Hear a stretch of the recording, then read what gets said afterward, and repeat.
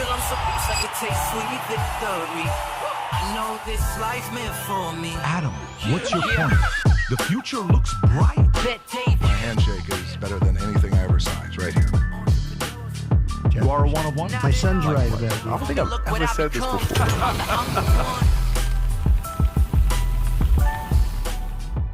Okay, folks, so we got a very interesting podcast here today. Guest's going to join us. She landed already. I believe she'll be here within 45 minutes, and she'll join us. She asked a very complicated question from Tim Walz, the former VP presidential candidate. And Tim Walz, I mean, you don't ask questions like that from the VP. She asked him, Rob, can you play this clip of Tim Walz? Just right off the bat. I just want to let you know who the guest is that's going to be here. Maybe you recognize her. Stick around. We're going to hit some stories before we get to that. Go ahead, Rob. So this is the question she asked. Very technical. Go ahead. Okay. What is a woman? What is a woman is the question. I'm not sure I understand the question here. You can pause it. So, look, can you imagine that we're living in a time that a guy that's asked to be the VP can't answer a basic question like that? He's a knucklehead. No, he said he's a knucklehead. He said it. He said he's a knucklehead. So we're gonna have her. I tell think some, the word is won't. He won't answer it because he's handcuffed by all of those he'll lose people 10 voters that he's beholden to. That's a problem. By the way, if you guys are wondering why Adam is not here, some people are saying he's at an insurance conference. Some are saying he's hanging out with AIPAC. Who the hell knows where he's at? But Adam's out there hanging out with his friends, man. And hiding phone numbers. Yeah, it is what it is. Okay, yeah. So Nick, let me cover with you what stories we're going to be going through today. Tucker and Ted Cruz did an incredible podcast. Phenomenal. If you haven't seen it, you got to watch it. It's UFC fantastic. 404. Thank you, Tom. It was fantastic. It's awesome. I thought it was great. Both arguments. It was a good fight, but it was respectful from both sides. Both heavyweights, maybe super heavyweights. Actually, no. It is the super heavyweight matchup. It was great. I really enjoyed watching it. I'm glad Tucker was and Ted were willing to have that conversation. We're gonna talk about that because a lot of things were said. He asked some questions about what is the population of Iran, and then you're taking money from AIPAC. All these things. We'll cover some of that stuff. But few stories that came out. Iran will never surrender. Israel made a huge mistake, says country supreme leader Ayatollah Khamenei. He says that, and then at the same time, you see Reza Pahlavi, the exiled prince. He's everywhere. Stories about him going back to Iran. There's even a video of him in Israel going there with a yarmulke against the wall. So they say when that happens, like you're around the corner of getting the job, so we're going to show that. The betting odds, you got to trust Vegas because Vegas doesn't like to lose money. Betting odds, Iran's leader, Khamenei, is ousted this year, just skyrocketed. So for some of you guys that are gamblers, you may want to watch this one here. We'll get to that here in a minute. Israel, we are hitting Fordow with or without U.S. bunker busters. That story came out. We'll show you that. Trump privately approved attack plans for Iran, but has withheld final order. This is a Wall Street Journal story. Trump says Iran's supreme leader is an easy target, saying, hey, if we want to take you out, we can take you out. Relax. We know exactly where you are. Pump the brakes. If you want to negotiate, this is your last chance. That is the position he has. Did you see what Trump said yesterday after Tucker called him? He claims Tucker called him. Did you see that? Yeah. Did you see it? Or I didn't see the clip. I have to show it to you. It's very interesting what he says. Okay. Very interesting what he says. I think it's important for everybody to see Trump's reaction to this. Trump reveals U.S. knows. Yeah, we covered that. Former CNN star slammed for vile jokes about Trump's dead ex-wife. I mean, you got to realize how nasty you got to get to those types of places. Massie, Democrats move to block U.S. strikes on Iran. That's Politico. Ilhan Omar claims U.S. turning into one of the worst countries in the world. So listen, leave. I would add another word to it, but I want to be respectful. Leave. There was a famous poet that, I'm trying to remember his name. He had the song called Move. Get out the way. You know what I'm saying? It was like a song. I mean, it was French. Yeah, that's what it was. Yeah, he's French. Incredible poet, man. So San Francisco ranked worst run major city in America. Tom's got thoughts on that. U.S. may lose more migrants than its gains for the first time in 50 years. Arnold came out of nowhere on The View. Shocking. And guess what he defended? He says, you're a guest here to immigrants. You're a guest here. Act like a guest. Be grateful. And The View's like, whoa, this is too much common sense. But it also came from the guy that just 3 years ago said, screw your freedom. Screw your freedom. So I don't know if it's maybe he's having a change of heart. Who knows? Bus family. Big news. They sold the Lakers. The Lakers are officially out. They have new ownership. The ownership they had from 1979, I want to say 46 years ago. They bought it for $64 million, selling it for, I think they bought it for $64 million, selling it for $10 billion. It's going to be a nice payday. Home builder sentiment nears pandemic low as economic uncertainty plagues consumers. JP Morgan Jamie Dimon says, flashes ominous warning about economic downturn. Feds hold interest rates steady for fourth time in a row. Tears on the horizon at CNN as insiders reveal stars who may be cut. And we're talking real stars. Yeah, Tom was a little bit hurt by it. But streaming surpasses combined broadcast and cable viewing for the first time. When you see some of the stuff that's going on there on who wants to go into the podcast game, little interesting, but we'll talk about it. It's official. Streaming is now the king of TV. And then we got a few other stories that we'll get into here. R. Kelly, for some of you guys that were wondering, his mind was telling him no, but his body said, a complete different thing. So he is hospitalized after near fatal overdose in prison. Attorney claims it was plot to kill him. Who it was, we don't know at this point. Some are claiming it's Israel, but who knows at this point who it is? There's a camp that's saying R. Kelly's taking money from Qatar. There's another camp that's saying he's got Israeli money. He's funded by AIPAC. Who knows? These are claims. So some of the people on Twitter, you gotta. But, it's who you listen to, So much Vinny. information out there. It's too much. So I don't know if what really matters is R. Kelly pro-Israel or pro-Iran? That's what matters more than anything else that's going on, obviously. That matters to me. For some of you that are literal people, that's a joke. Relax. It's going to be okay. All right. So let me tell you, business folks, here's what we got. A guy named Jamie Hepp texted me yesterday. Look, it's so funny. He literally just texted me right now. Jamie, you texted me at 9:22. And I'm talking about you right now on the podcast. He says, my guys want to know what white shirts you wear. There's a few white shirts I wear. One of them is this Vitamin white shirt. By the way, it hugs you. It feels so good. For business folks, this blue shirt that I got on, we got this in blue, white, and black. For business folks that want to put something on and relax, you don't have to worry about the wrinkles, and it's flex, yet it's got silk. It's got the right combination, 25 poly, 29 modal, 4% spandex, 2% silk, 35% tensile, lyocell. You're going to love the way this sits on your body. It's got the Vitamin logo at the top. It's got the Future Looks Bright on the bottom and the VT on the sides. But today, it's the gentleman's line. Rob, if you want to play the clip for folks to see, if you're in business, you want to wear some good gear, here's some items for you right now with VT merch. Go for it, Rob. Look at Saul in the back. Stud. That's a nice Stefano Ricci collaboration tie, limited edition. That one's good. The new Vitamin blue ties. Black, blue, white shirt, blue shirt, black shirt. I love that.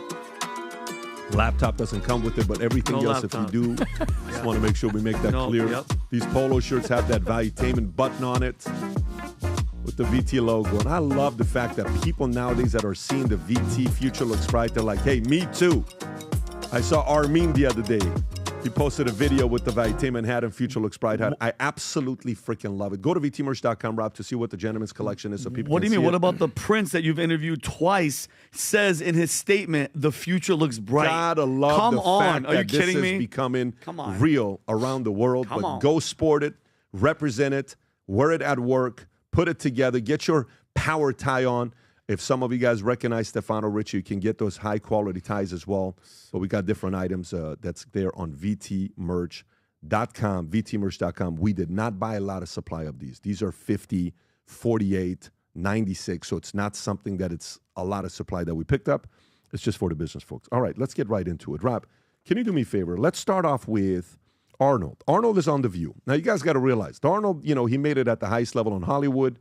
He made it at the highest level not the highest level in politics, the highest level that an immigrant can make in politics, which he became a governor of now the fourth biggest economy in the world. He's on The View, and he's talking about all this other stuff. And Rob, I don't know if we need to go through the whole thing on what he says. He's kind of selling the dream about the story. You can start it at the first 30 seconds, and then we'll go to the last minute here. But here's him on The View. The moment there's a lot of logic there, you realize there's hands being put on him like, relax, you can't say that. Go ahead, Rob. You're an immigrant in this country. Yeah. Did you have a visceral reaction to what they're doing, what ICE is doing, when you see the videos of it? Well, I tell you, you said that the immigrant, I'm so proud and happy that I was embraced by the American people like that. I mean, imagine they came over here with the age of 21, with absolutely nothing. And then to create a career like that. You can go to the second half in from no here. other country. Okay, in no other country can you do that. So he's selling America. Go back 10 seconds before the hand gets on him. Right there, right there. Go for it. That day. That's great. So it's really a great, great celebration. And this is what this is all about, is to celebrate people becoming Americans and coming to America and all that. And so I just think the world of the great kind of history that we have with immigrants in America. But the key thing also is at the same time that we got to do things legal. That is the important thing. You know? They don't like that. Do things legal. And those people that are doing Sonny's illegal like, things what do you in mean? America, Watch. and they're the foreigners. Watch the hand they coming. are Look at the not right. Smart. Because when you come to America, watch this. You're a guest. And you have to behave like a guest. Like when I go to someone's house and I'm a guest, then I will do everything I can.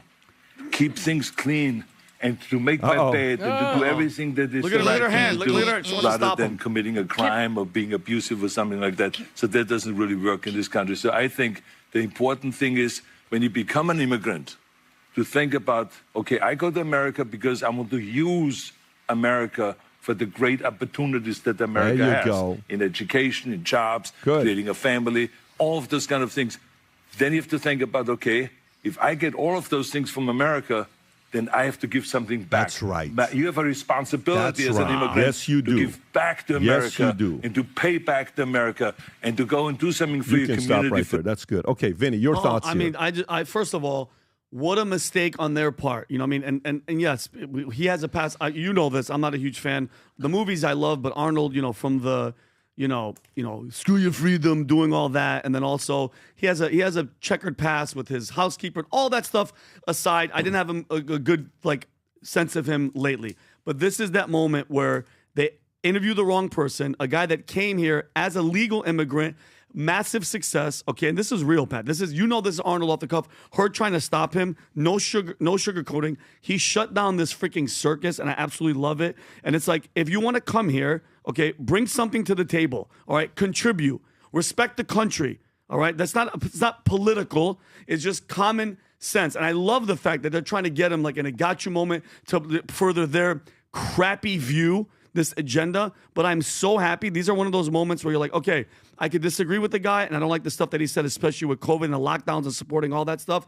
But this is a great moment for him, and I love that he said this. Tom, your thoughts? Well, there's two Arnolds that I've seen over the years. One is true conviction, and the other one is basically acting compliant crowd.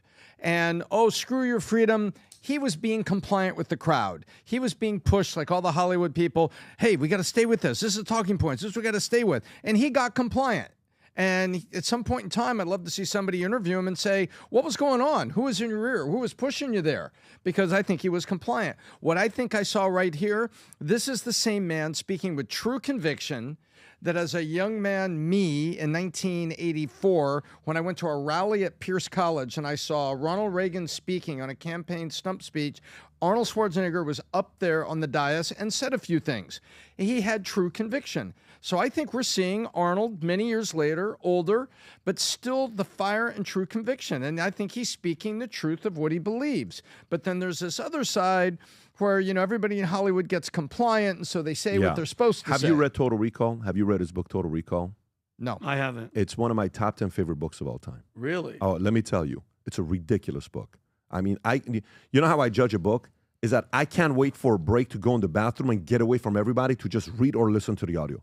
That's exactly what I got from this book. Yeah, no, it's one of the greatest books I've read. Okay. It's incredible.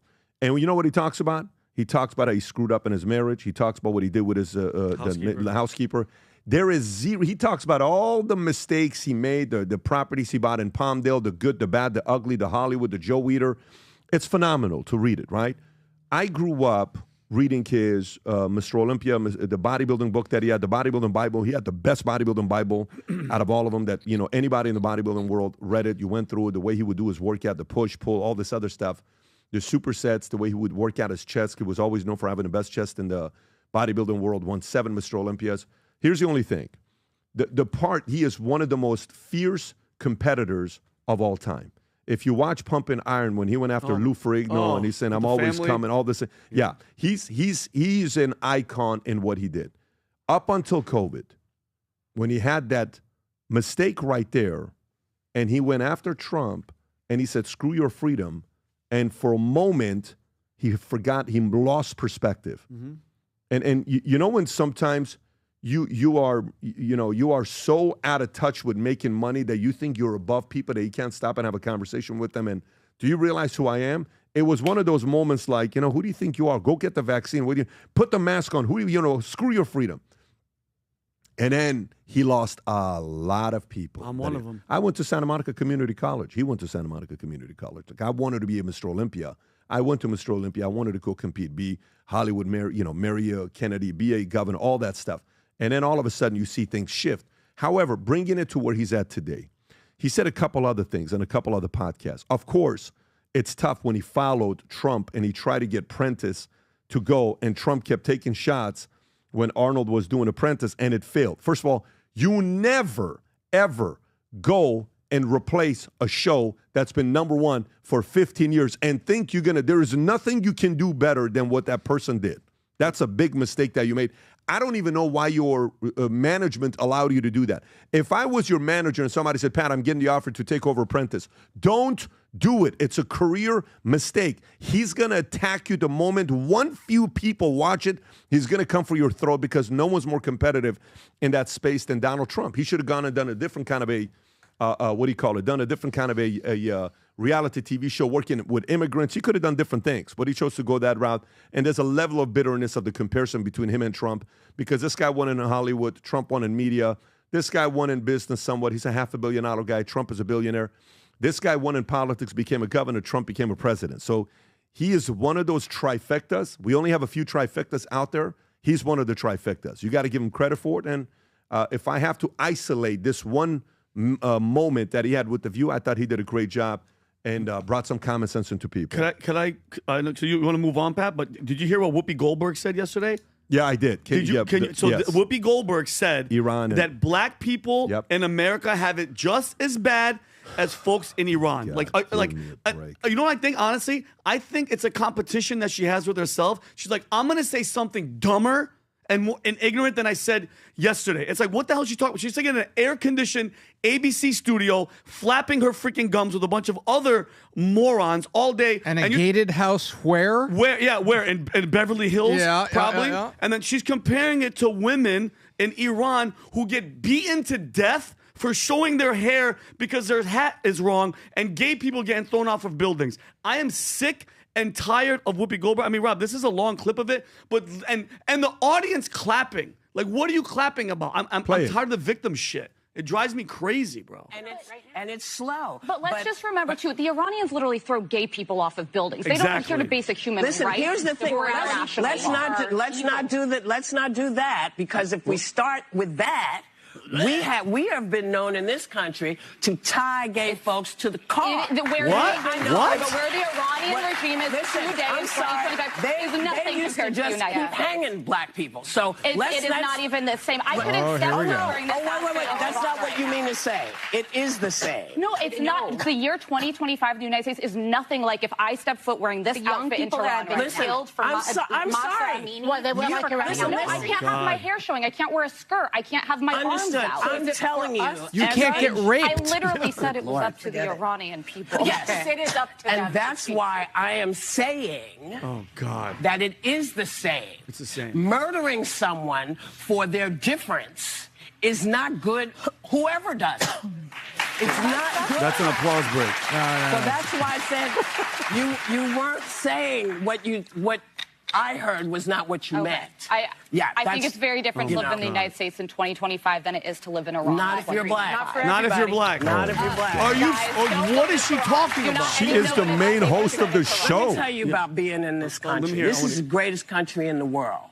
But, yeah, I know that. I know that. Yeah. And we all know that.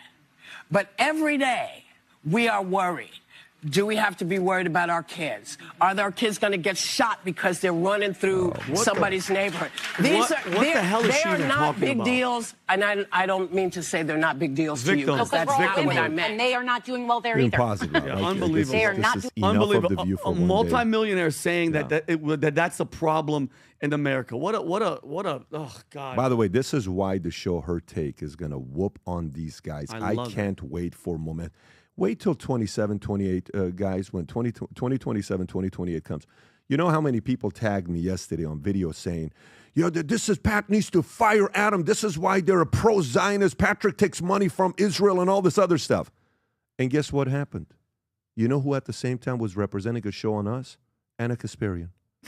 Do you realize how many places you can have some? There couldn't be two people more on opposite sides that we are comfortable having on a show called Her Take so people can have a debate. And it was a fiery debate. Adam went on there and, him and I had a conversation about one of the things that he did that an article was just written about. But out of all the things that happened with the show, the fight was one of the best fights ever. We like entertaining opposing ideas. It was such a great, I can't wait for Her Take in 2028 to have the kind of voice where ladies around the world are saying, finally, a show that speaks on my behalf, and it's 4 or 5 different voices. I'm excited about that. But when you watch Whoopi, this language of victimhood mentality, like, Whoopi, you don't think this is getting old?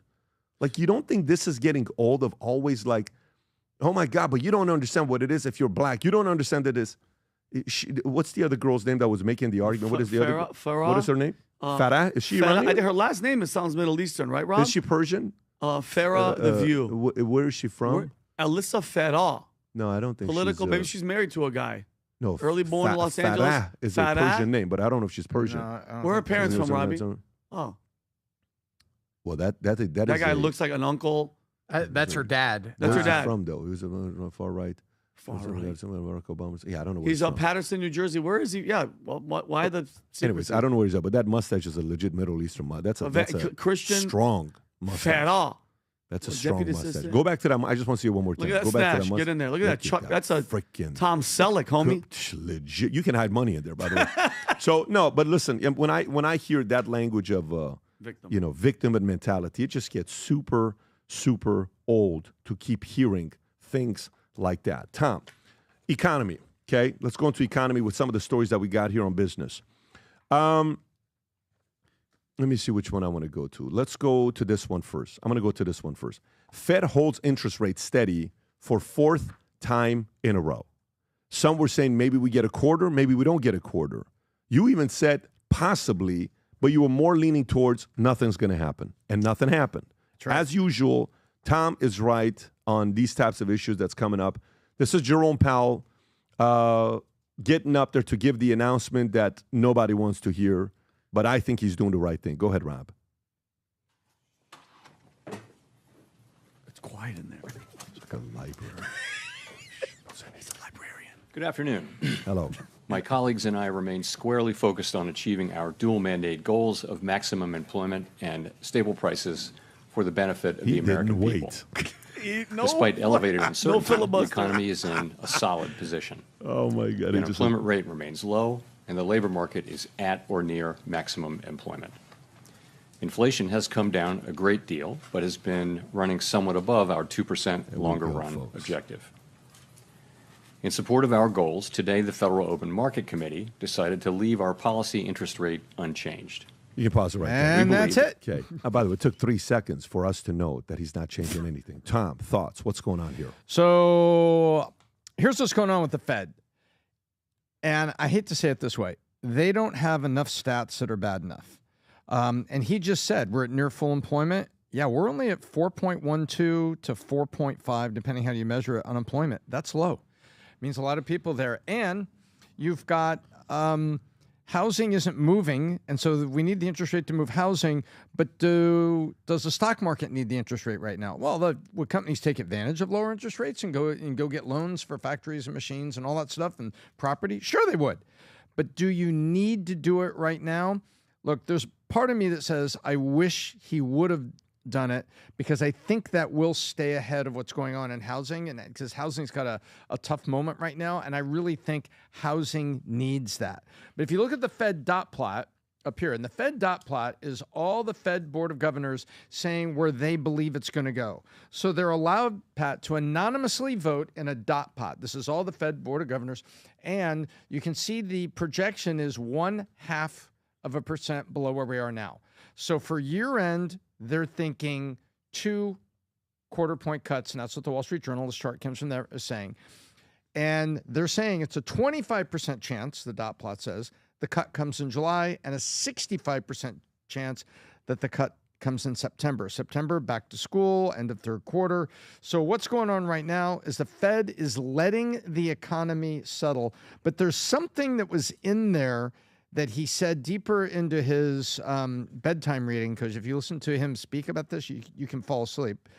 It's like, I almost did. And did you notice that the very few people cover the Fed? There's like 9 media people in there, and you can hear they don't make a lot of noise. But he says, we haven't been able to feel like we've learned a great deal yet.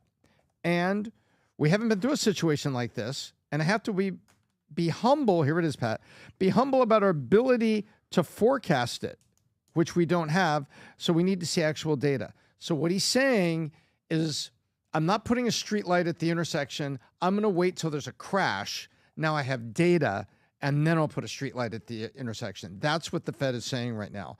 And the housing market needs some help.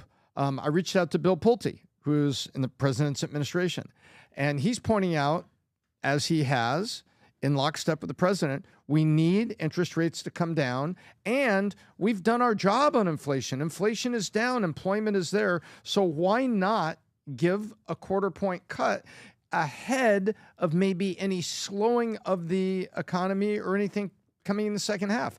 So I agree with Bill on that. And so I wish we could have had a cut, but I understand why we didn't. I'm okay with it. Is this the Did you president see what Trump talking? said about Powell and how he feels about him? I know he's probably not going to be happy about it. You're going to like it. You're going to like it. Go ahead, And I think this was also he was asked about. Tom, I can't hear it. Go ahead, Rob. Go back. Go for it. Can't hear it. I can't hear Rob. But now we have a man that just refuses to lower the Fed rate. Just refuses to do it. And he's not a smart person. I don't even think he's that political. I think he hates me, but that's okay. You know, he should. He should. I call him every name in the book, trying to get him to do something. I've been nice to him. I do it always. I don't know how to sell. I've been so nice to him, fellas, you wouldn't believe. Let's have dinner. Too late. I'd call him too late. Come on, too late. Let's have dinner. I do it every way in the book. I'm nasty. I'm nice. Nothing works. He's like, just a stupid person. But now, Trump is the only one that can praise you and shit on you in the same sentence. He's like, he's a good guy, and I hate his guts. And I'm telling you, oh my God. I'm telling you, Trump is not wrong. Trust me, Trump is not wrong, but I'm okay with one more month. We wait.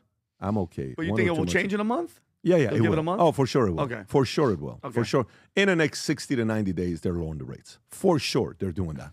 And right now, you know, I think they needed this good news because they need some kind of good news to be given. This was desperately needed.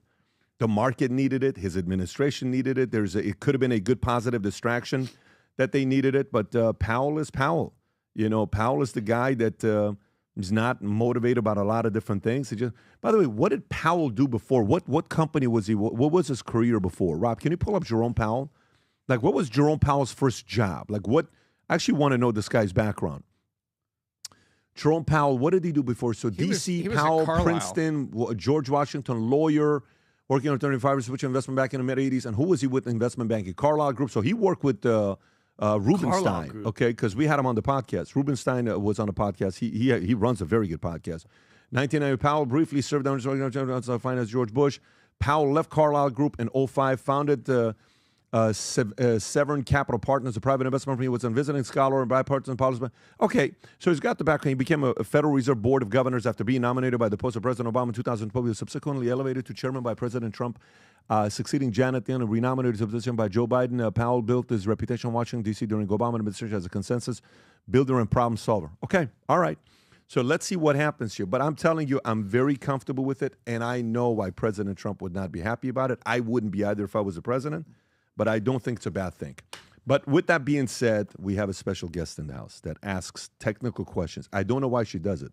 If we can please bring her in here. Nancy, are you here? Nancy, how are you? Come on in. You are right here. Let me stand up and welcome you. Great to meet you, Nancy. Hi, good morning. Hi. Good morning. Nice to meet you, Representative. How are you? I'm good. Great to meet you. Pleasure to meet you. And this is Vinny. Very nice to meet you. He's the troublemaker here. So I thought I was the troublemaker. I'm sorry. Well, no, we know you are. We know you are. But it's great to have you. So I got a question for you. You know, we watch you to see how much ruckus and chaos you create sometimes. Why do you ask such a technical question from the former VP candidate Tim Walz? I want to start off with this if you don't mind, because this is an offensive question. I mean, you can ask some subtle questions, but Rob, if you can play this, the audience is deeply concerned about your question. Go ahead, Rob. What is a woman? What is a woman is the question. I'm not sure I understand the question here. Well, that. What do you want me to say? This is. I want you to say that a woman like me is an adult human female, that men can't become women. You guys are the party of violence, and you're the party erasing women. You don't respect us. You're a bigot. You're a misogynist. You're a sexist. Mr. Chairman, I yield back. I was trying to listen carefully, and I had played it back a couple times, but you sounded upset. What happened? If I sounded pissed off, it's because I was. No, it's just like he just ended his presidential career. I mean, there is no 2028 for Tim Walz. I buried him that day. Now, you have all these witnesses, these people that come to these big committees before Congress. They testify under oath. It's very, very public. And they spend millions of dollars to prepare for these hearings, for the toughest questions. What they're not ready for are for the dumbest questions, the most simple, most common sense questions. And so this is just a thing I've taken up on. I just ask Democrats when they come before me, what's a woman? And they just cannot answer Who's the answered question. it? Who have you noticed that is actually willing to be reasonable and give the answer? Nobody. Are you serious? No, I'm dead serious. And so he sat there and I was like, are you effing kidding me? Like, he just deer in the headlights. Like, you were a heartbeat away from becoming the vice president of the United States of America. That's scary. And you can't define a woman. And if you can't define a woman, then you definitely can't define our rights as women. You definitely can't protect us as women. You can't protect our daughters. You can't protect me. I have no faith or confidence in you. And so for me, like, looking forward to 2028 and the next, what's post-Trump, which I think is going to continue to be MAGA, but like the common sense that Trump brings to the table, we are showcasing these people for being crazy. But here's this guy. I emasculated him so badly over the question. He's like, what do you want me to say? Did he talk to you afterwards? Like, was there a moment where you guys talked afterwards or no? No. I mean, I embarrassed him. Was there, like, he got completely emasculated, something I enjoy doing, by the way. I'll try not to do it here today. You enjoy doing that? I love it. Yeah, I just, because they're not ready for the common sense question. Yeah. They're not ready for the simple questions. And when he just sat there when he had no answer, and then he didn't understand the question, and then he said, what do you want me to say? And I'm like, oh my God, you're never going to be president. You will not be running in 2028. You're done. Well, I don't know whether, it was because of that question or not, if he would ever be president, because the way he handled himself in the debate with J.D. Vance, that was that's probably the worst debate performance I've ever seen, aside from Joe Biden's debate with the president, the first one where within the first 30 seconds, you're like, this is not good. Remember how uncomfortable it was? He said he was a knucklehead. No, I'm not even talking about Tim Walz. I'm talking about Joe Biden against Trump, the first debate, where it was disturbing to watch it. So the summer.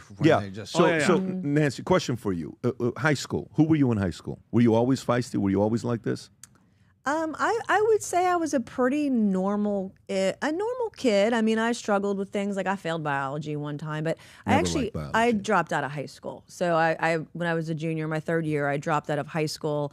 My dad's a retired general. My mom was one of my school teachers at my high school, and they said if you're going to stop going to school, you got to start going to work. So I picked up a job as a waitress at a Waffle House on the side of the interstate back in 1995. That's where I got my start. This is in Carolina? South Carolina. Wow, I lived in Columbia for 9 months when I was at Fort Jackson. I was going to say, what were you there First time I went to Waffle House was in South Carolina. Uh-huh. It's the best. They hadn't seen people who look like me in South Carolina. That's okay. They serve everybody, and it's the best cup of coffee you can get for $2. Yeah. There was no inflation at Waffle House. Oh, we went hundreds still of afford times. to go I love it. So Waffle House. So General, did Dad teach the toughness when you're raised by a general? Is the visualization of a father like that is everything's organized, top notch, high pressure, high expectation? I would say he was tough as nails, and I probably where I get my attitude from, and my just don't give a you know what. But when I eventually would get my high school diploma, I would go to the Citadel. That place toughened me up. I mean, when you're getting a face full of mud and they're telling you to do 100 push-ups more, I mean, you just don't care if you have friends in Washington or not. When you're sitting in the barber's chair and they're cutting your hair to where you have like an inch on top, getting screamed at and everything, there's nothing else to lose. Like, that's what has hardened me for Congress, because Congress is not for the weary. If you want to be effective running for office these days, you might get shot. So it's a very very violent environment right now. And I mean, people are always throwing phones in your faces, recording you, cursing you out, yelling at you. A lot of times. And so and when you have very powerful people who've come after me, spending millions of dollars to try to get me unelected, and I win by record numbers, you got to be tough for that, to be able to do that. When are you planning on being a little bit more competitive? Like when do you think that fire is going to show up? Because we've been waiting for it. You've been waiting for it. I was born. I came out of the womb breathing fire, walking on coals. I kind of see it. I believe it. So let's go to this other one. You had a clip here, because there is the Nancy Mace, the greatest hits. Rob, there's one where you wanted to say this word over and over and over again. Watch this one here. Yeah. Just a beautiful setting here, folks. Watch this. Go for it. The gentlelady has used a phrase that is considered a slur in the LGBTQ community and the transgender community. And let me please finish without interruption. And tranny. I don't really care. You want penises in women's bathrooms, and I'm not going to have it. Okay. No, thank you. Let disgusting. Let the gentleman state his parliamentary inquiry. How does a basic common sense issue like this, how do they keep fighting this? Like, don't they realize most of America, including Democrats, are not for this? But they keep pushing it. They're tripling down for 0.5%, which, if you just read yesterday, the Democrat National Committee is broke. And they are losing donors left and right. And I think it's because they are doubling down on issues that average people, average Americans, average Democrats don't agree with. I don't know anyone in their right mind that would allow a fully intact male to undress next to their 12-year-old daughter in a locker room or shower next to her. That is just not a normal thing. And that's what the tranny movement, that's what this has become. It's like grooming, it's sexual, it's a fetish. And they are the party of violence, and they're party of pedophiles, the party of grooming and all those things. And it's now mainstream. And it's, I'm a girl mom and I'm a woman, and I'm very supportive. I voted for gay marriage, and I would do it again. I believe in freedom. Like, as a Republican, as a conservative, the government shouldn't tell you who to marry, right? I don't want them in your boardroom or in your bedroom. That's the libertarian in me. But now this thing has gotten so far, our rights are being erased. Women's rights, I think gay rights too. The trannies have taken over, and for what? Your mental illness? Like, I'm not participating in your mental health crisis. Go talk to a therapist, and don't find yourself in my private space, because you're going to be quickly escorted or dragged on out. How in the world of the world you're in, Congress, like when you're in financial services, you're selling, you use your charm, your charisma, your looks, whatever you have, you use to try to get things done, right? How often is it folks on the opposite side that disagree with you are super flirtatious with you? How often is it when there's policies going on and they come back and they try to, where you're able to win them over with looks, with charm and charisma? How often does that happen? Not often. I mean, it happens occasionally, but not often. I mean, we've dug our heels in. It's very partisan right now. It's more partisan than it's ever been. And, you know, I've done a lot of nonpartisan stuff, particularly on like technology and cybersecurity and everything, where I get all Democrats and all Republicans to vote for it. But I've never seen it the way that it is right now.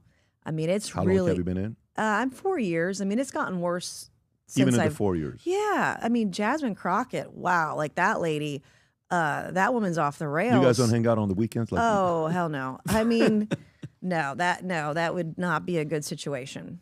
We'll just put it that way. You guys. Yeah, you guys run into each other when you do. Is there any conversation Not or with nothing? her. I mean, I when I first came in, I tried to give people the benefit of the doubt and talk to them, but they've just gone so far off the rails. I won't have a conversation with AOC. I won't talk to Rashida Tlaib. I won't talk to Jasmine Crockett, and I will not be friends unless she can get her shit together and be a normal human. The last time I really heard from her in a hearing, she was telling me as a rape survivor that my fear was fake, that I shouldn't have fear of men in private spaces as a rape survivor. And I lost my shit, and I told her we would take it outside. That's how angry it made me. So I have very little patience for any kind of BS right now. Just none, zero, because our country is on the precipice really of going one direction or the other. And I'm following Donald Trump to the end of the earth to make sure we get back to where our country used to be. What clip is this, Rob, that you got here? Oh, that's that one. Let's see this one. Are struggling right now, so she gonna keep saying trans, so that people will feel threatened. And listen, I want y'all I to am tell no me child. whether or Do not call me a child. I am no child. I want Don't to even find start. out I am a grown which woman. of those I am 47 years emails old. I have broken actually more have. glass ceilings than you Chairman, ever I will. am reclaiming my Let's go. time. You will not do that. I Order. am not a child. I am reclaiming my time. If you want to take it outside, Mr. Chairman, the committee is not. Okay. Oh, I love it. Oh, I love it. No kidding. And they Mr. all Chairman. lost their minds. They're like, "What is she threatening a sitting member?" It's like, But it's shut a up. broken playbook that the consequence at the end of the playbook is increased lunacy and Yes. partisanship. Because the playbook is simple from the Democrat side. Step one, find a victim or invent one. Step two, be seen as the voice of the victim, and then try to win the empathy voters of everybody that says, look how noble those Democrats are, what they're doing for this victim. But they're inventing a victim. And then what they have to do is once you've invented the victim, you have to actually construct something of an argument that gets more loony the deeper you go Yes. into victims that aren't victims in what you've invented, to the point where, you know, you look and then CNN, you see Harry Enton on CNN, he reads all the stats. He even says, look, on Hispanics have gone this way and the African Americans have gone this way. They're losing their grip on yesterday's victims, so they have to invent tomorrow's victims. And then you have to go with down-home language like that and be actually not very, she didn't look very mature, Crockett does, to just make an elegant point in the halls of the legislature. And so it looks more loony. And guess what? Then tomorrow, now we got to find a different victim, and we got to even go weirder, and we go wider. Well, let's add one more step to that, because now in the last 2 weeks, it's get arrested and get elected. That's what they're doing. Yep. That's what Democrats are doing. Well, be seen as the voice of the victim, and now get arrested Assault for people it. and get arrested and get out of jail free card, and that'll get them elected. I think this is a failing plan. People see it. It's crazy. They're lunatics. Tommy, so just to make sure we get on the record, you're saying you're not going to support Jasmine Crockett in 2028. That's what you're saying. I just want to make sure. She does not have your vote. You know, I'm at 22.6% and dropping by the minute. Right. Okay. Got it. So I want to read you a story with Ilhan Omar. I'm sorry, that was negative 22. Yeah. So we got Ilhan Omar, who is somebody you hang out with a lot in the building you're in. Her office is next door to mine. Is it literally? Is it literally? So you guys see each other regularly? I walk by it every day when I'm up there. Wow. So Ilhan Omar claims U.S. is turning into one of the worst countries in the world. I don't know if you heard about this or not. So far-left Representative Ilhan Omar stated in an interview on Democracy Now! YouTube page, published Friday, I mean, I grew up in a dictatorship, and I don't even remember ever witnessing anything like that, to have a democracy beacon of hope for the world to now be turned into one of the worst countries where the military are now in the streets without any regard to the people's constitutional rights. So is this the clip, Rob? Yes, sir. Go ahead and play the clip on what she's talking about. To be coming out of our country. I mean, I grew up in a dictatorship. And I don't even remember ever witnessing anything like that. To have a democracy, a beacon of hope for the world to now be turned into one of the worst countries where the military are in our streets without any regard for people's constitutional rights, while our president is spending millions of dollars propping himself up like a failed dictator with a military parade.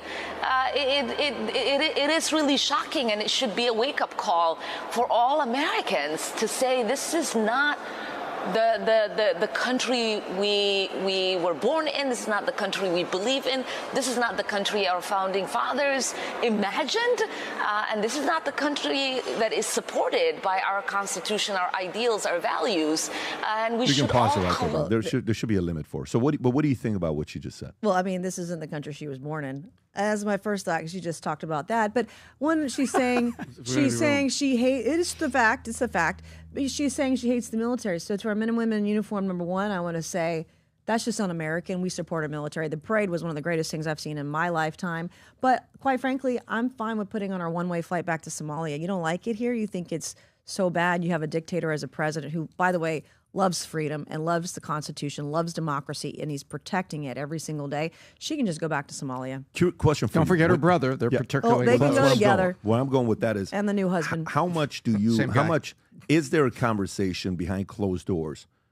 Because if anybody would know, you guys would know. Mm-hmm. Did she really marry her brother? There is yes, no's, all these things that I we read. wasn't in Congress when that went down. I am not sure.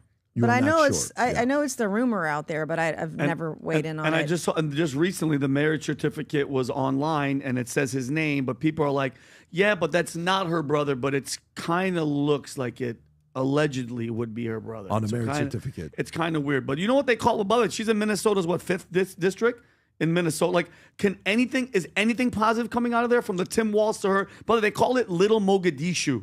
They call, like, the amount of people that have been in trouble or on the terror watch list in that area, that's not pro-American. Trust me. And if she had it her way, it'd be freaking Sharia. They call it Shariaville. That's what they call that. If you let people like that take over and run the show, that's what the shit is going to become. And if you don't like this place, it is so easy. All you have to do, you could go to Orbitz, get a flight, and get the out of here. I've seen parades in her district, and they don't have the American flag. No, they have because they got Somalia. the Somalian 100%, flags. yeah. And it's not. Did you say they don't have American flags? When they have parades and do I all thought you their said stuff, something else, because protests. I don't think they would have a lot of American flags. Not in her district. No, they're all flying the Somalian flag, and it's not Somalia. This is the United States of America. You don't like it, you can leave. Yep, bingo. Yeah, and here's a question, though, that I got for you. So, you know how California or New York or Illinois, these guys try to turn Texas blue, right? So they would send people there to start working on a plan to turn Texas blue. They're long-term thinkers. It'll be a 10, Like the 20, Chinese. Exactly. CCP. So they're like, let's turn Texas blue. Let's turn Florida blue. Florida turned more Republican because of everything that happened during COVID. Is there any suspicion of how long-term they're thinking, where, you know, there's this discussion about a guy, whether he was from ISIS or one of these Hezbollahs, where he said, the difference between us and you is you guys have expensive watches where you can, you know, you brag about how much, you know, your watch is. We have all the time in the world. We will wait 10, 20, 30 years to seek vengeance on you, right? Do you guys, amongst the community, when you talk to each other, sense that there's a strategy to move different Ilhan Omars in different cities to go into political, you know, become congressmen, to have more control in cities so they can gradually spread this ideology amongst different cities and states? It's not at the congressional level. It's definitely at the local level. Look at that guy who's running from, the local mayoral races, school board races, municipal races, city council races, and where they are turning those city councils like neon blue. They're trying to get illegals to vote in their elections. Look at the guy who's running for mayor in New York. I can't say his name, but that socialist guy or whatever that AOC is supporting. But they do it differently. We're always top down as Republicans thinking about the biggest office and then on down. But we have forgotten bottom up, which is where they have succeeded. And they've put these commies, these socialists, these people that are crazy and un-American at the lower level of offices that have more control over the people, because the government closest to the people is the one with the most control, which is the scariest part. And by the way, it's a phenomenal strategy. If you're going to be doing it, you know, they're doing it the right way, they'll start, because that's shaking hands. That's where you're in shaking hands versus you're talking on to your camera. neighbor. That's right. So you're shaking hands, you're doing it. So long term, if this continues, what is your biggest concern with folks like Ilhan Omar or Zoran Mamdani or others that are climbing the ladder and, working their way up? What's your concern long term, 10, 20, 30 years on what America could look like if they continue doing this? Yeah, well, it's the importation of these people with this ideology. And it goes beyond Ilhan Omar and AOC. It's like we're importing this ideology into our country by having the free, wide open borders that we've had for the last 4 years. And it's bad because just last week in South Carolina, Conway, South Carolina, small town South Carolina, a kid was just arrested because he affiliated with ISIS and was planning a terrorist attack. This kid, look, I don't know, there he is. Young guy affiliated with ISIS planning a terrorist attack in small town South Carolina. So the importation of this ideology, which I believe is coming from illegal immigration largely, and then spreading with the Democrat Party, they're being brainwashed into this thing, and this is a cancer, and we cannot let it metastasize. How do you fight it? Well, you got to have law and order. You got to have people who are pushing back hard the way that Trump has. You're not here legally, get the hell out. And just with everything, pushing back on all the crazy Democrat policies that have allowed this thing to fester, especially with the trans issues too. They've allowed that to become so mainstream. We're literally going to have to push people back with our words. People are going to have to get arrested. Like, you have to draw a line in the sand, and you've got to carry that line. You can't pull it back. You're in this world. So question for you. You're seeing what's going on in UK, right? To the point where they've lost control. London, top name, kid name is Mohammed in a country like UK. And you're now at a point where it's a tipping point, where we've lost control. There's nothing at this point that they can do about it, minus chaos, which will be, they will be scared shitless to do that because of the amount of media attention it's going to bring. When you watch what's going on there and then watch what's going on here, our Constitution, we have freedom of speech. You have, Second Amendment, right to bear arms. Arms. You got freedom of assembly. You got, religion that I can have, whatever, faith I want to have. You can't put a stop to it. Even in Plano, when they were building that facility, the big facility that Greg Abbott came out and said, well, they don't even have the permits and they don't have this. So what? They're eventually going to get the permits. It's going to take a year, 2 years, 3 years. They're going to get it. As ambitious and competitive as they are, they're coming to a city near you. It's going to happen. There's a guy that was on TV explaining the fact that any church in Florida that's shutting down, they're buying it and they're turning into really. Oh yeah, you haven't Texas seen this too. Oh, Rob, play this clip here, Rob. I saw the thing in Texas. Oh no, you got to see this clip here because they're building. The Epic Center is one thing, but the part that matters the most is the ones that they're doing it locally. Watch this one here. Go for it. We are buying these churches. This is Florida. We bought 3 churches so far, converted them to masjids, and now we have one we are buying with a school to make it, because we have to serve the same people. The people who were part of that community, one day they will be Muslims. So we'll make it into a masjid and an Islamic school for our children and their children, inshallah. 100 years ago, they invaded the Muslim world and they built missionary schools and destroyed Islamic schools and masjids. Today, we bring the favor back, turn their churches into masjids and their schools into Islamic schools. Bring the light of Islam to here. We're able to buy ready to go institutions that have been there for a long time, but they emptied out. And now it is time to be filled. Rob, you can pause it. So for a man who's a Christian, myself, I got 4 kids, I'm a Christian, but also in America, the way the Constitution is written, they're not doing anything illegal.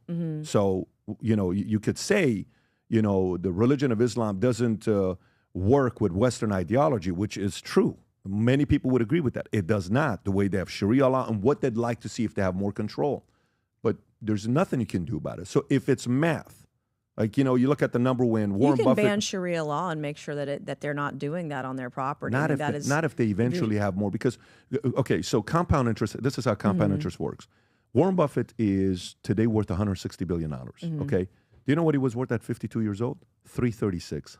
he was only worth $336 million. That's a lot of money, but Only $336 million. in that year, yeah. But from 336 to now 160 billion compound interest, like he probably didn't think that's his net worth. That's what happened to him. If you look at that, look how small it was, and then boom, skyrocketing, right? Yeah. You take this chart and you put this in America and say what's going to happen with how much they're going to grow.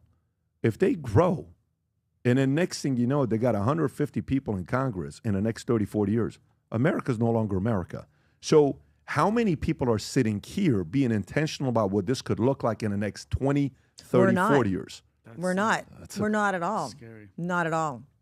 And that's why you've got to push back. I mean, that's what Little Mogadishu, what's going on in Minnesota, they've allowed that to happen. I can tell you in South Carolina, if I'm alive, that ain't never happening in my state, ever. Like I would go in there and make sure that they're not brainwashing people, that they're not implementing Sharia. I'd take the law in there, law enforcement onto the property, make sure that they're not doing Sharia law. That would not be a thing. But they won't do it, though. They won't. The only time they can do Sharia law is once they're in charge. So I don't think they worry about somebody like you. I think it happens in the shadows. And I think, once you get people who've witnessed it or can report it and be anonymous, you go in that way and do it. That's the only way you can do it right now, is making sure you ban Sharia law and make sure that it's not a thing in that community. And you arrest those who are breaking the law. That is the only way you do it. But you have to have people with a backbone. Yeah. You have to have a legislature who will say no Sharia law, that it's illegal. You got to have that law on the books, either in your state constitution or in statute. And then you've got to have enough law enforcement to be able to make sure the law is being enforced. Because there is an effort in South Carolina near the Charlotte area to do something like this too. And that worries me. That's been going on for over a decade. So, we are seeing it even in smaller states. If they're doing it all legally, there's nothing you can do about it. If it's all legal, they have more kids than you. If they have more, partners than you. Like, I'd like to have 20 kids. I got 4 of them. My wife is done. She's like, babe, you got to find another person. I'm like, look, if we were in the Middle East, I would have 4 or 5. Maybe we got to move to Minnesota is what I'm thinking. What do you think? We go over there and we're like, hey, let's have those 20 kids. No laws in Minnesota. Yeah, exactly. It's a little bit. There or Utah, but it depends on what strategy you want to take. But, when you see this, they're doing everything the right way. They're not breaking the law. Okay, they're not doing anything that they can't do. They're making more kids. They're converting people. They're being fanatical, loud about it. So they're marketing and selling, hey, come, this is what we're going to do. If you come with us, we're going to give you backing. And you're sitting there being tolerant about it and you're following the Constitution. Nancy, I hate to say this. I don't think there's anything you can do if they keep growing legally. I think it is a matter of time purely due to compound interest, unless if somebody steps up and does something real about it. I don't think the current Constitution What was something allows real about it? How would you define real? Well, that's your world. That's why I have you here. I'm a regular guy. I'm just an innocent guy that's a business guy. I support churches. I support my church, which is planting churches. So it's the same kind of thing. We as Christians in our faith, we plant churches not just here in the United States, but all around the world. So for people of faith like you, Jewish faith, Christian faith, whatever that faith is, planting churches, planting synagogues, we have to do the same thing too. And we've been doing it for thousands of years and have to continue doing it. I'm a big fan of our church and the church plantings. Our church, Seacoast Church in South Carolina, has planted over 1,000 churches worldwide. So we have to continue to spread the faith, our Christian faith. We're not having enough kids, though. So we're not. We're definitely. I have 2. You got to get one more. I know. I'm almost 50, though. So I think I'm out of juice. Characters in the Bible that were having kids in their 80s and 90s. I tell that to my wife. It doesn't work. Every time I try to use that. It's never going to work. But you know what I'm asking? Yeah. I mean, to me, I think about, Tom, are you processing what I'm saying on how, I think we talked about this in Kentucky a couple weeks ago. Where did you end up with this? Where I end up with it is, you have 2 choices, and it's a very binary choice. You have the battle of battles in the United States to stand up and say, we have freedom of religion, but this one, long term, is a non-starter. That is the battle of battles, and that's where it is. And otherwise, they'll use the law, and they will very legally expand their numbers and then go see what happens. You think Little Mogadishu is an issue, wait until there's 50 of those individuals and there's in Congress. And suddenly that whole wing of Congress, well, there's Little Mogadishu, the whole Congress. So the battle of battles is to stand up and say, hang on. We do have freedom of religion. that was built at a time that this was happening For Christianity. for our faith and for pilgrims. And remember, Just you give me an know, idea. they'll say, hey, you know, the Muslims are religious zealots with guns. Well, who are the pilgrims? They weren't exactly unarmed peasants. And so that's where it is. It's turning the page and saying, this doesn't fly, and we have to create frameworks and legislation, because otherwise the long-term outcome of it is immigration, procreation, assimilation, and finally, then you get conflict on the legal forums and say, wait, why do we let this happen? Because the weeds grew in the field, and you didn't make a decision back then. So check this out. Here's something that Tom just prompted that it made me think about. Mm-hmm. There's an insurance company out there called Thrivent, okay? Thrivent is a fraternal insurance company. It's a Christian benefit society. The way you get an insurance policy with them is you have to admit you're a Christian, okay? Mm-hmm. So if you don't, and you have to read something out to them, or else you don't get it. We were almost about to get a contract with them. The moment said you have to say this, we're like, so not only is life insurance already so hard to sell, at the end of it, I would say, okay, you want to, here, let's hold hands and let's pray real quick before you get qualified for this. It's tough to do that, right? But in countries that are Muslim-driven countries, I don't know how many Christians can move up politically.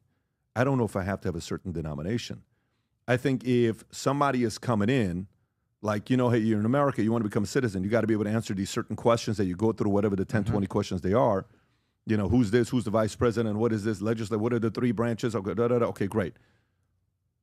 Maybe not for citizenship, but if you're going to go run for office, Congress, Senate, all that stuff, these are the values that we have. Now, I know that's going to scare the crap out of everybody because they're like, well, Thomas Jefferson was an atheist and this one, well, he's not, he was really technically this. I get it. He's a I deist. do think there needs to be something in place where, you know, an ideology that just straight up doesn't work with America, you can't come and create laws, period. You cannot come and create laws. And if we create that locally, state level, I'm going to get so much hate for saying this. But to me, if somebody sits there and says, you know, I don't think it's that big of a deal, you know, it's just we're going to go out there and focus on the issues today. I'm a long-term thinker. I think this is going to be a top 5 issue in the next 30 years. I think it'll be a top 5 issue in the next 30 years. And everyone's going to say, what do we do about it now? You know what you can do about it at that time? Nothing. You can't do shit about it. Yeah. It's too late because the decisions weren't made today. And too often, all we think about is, yeah, I'm paying my bills. I got my life. Everything is good. Everything is groovy. I'm straight. Okay, boom. Fast forward, you'll be 30 years going to come like this. I didn't think I was going to be 46 this quickly. I thought I was going to be 46, maybe a little longer than 46 years, right? I thought it was going to take about 80 years to be 46 years old. But time goes by fast. So anyways, I was just curious to know what you were going to say about this. Nancy, you got a clip on YouTube that didn't get 3 million views, 4 million views, 5 million. You got a clip. I don't know if you know this or not. It's got 61 million views. Is this the Twitter? No, this is this one. Hunter Biden? But play this clip. 16 million? No, not 16 million. 61 million views. The Hunter Biden one? Rob, can you go back and show her? She I needs thought to it was see the this. vaccine one.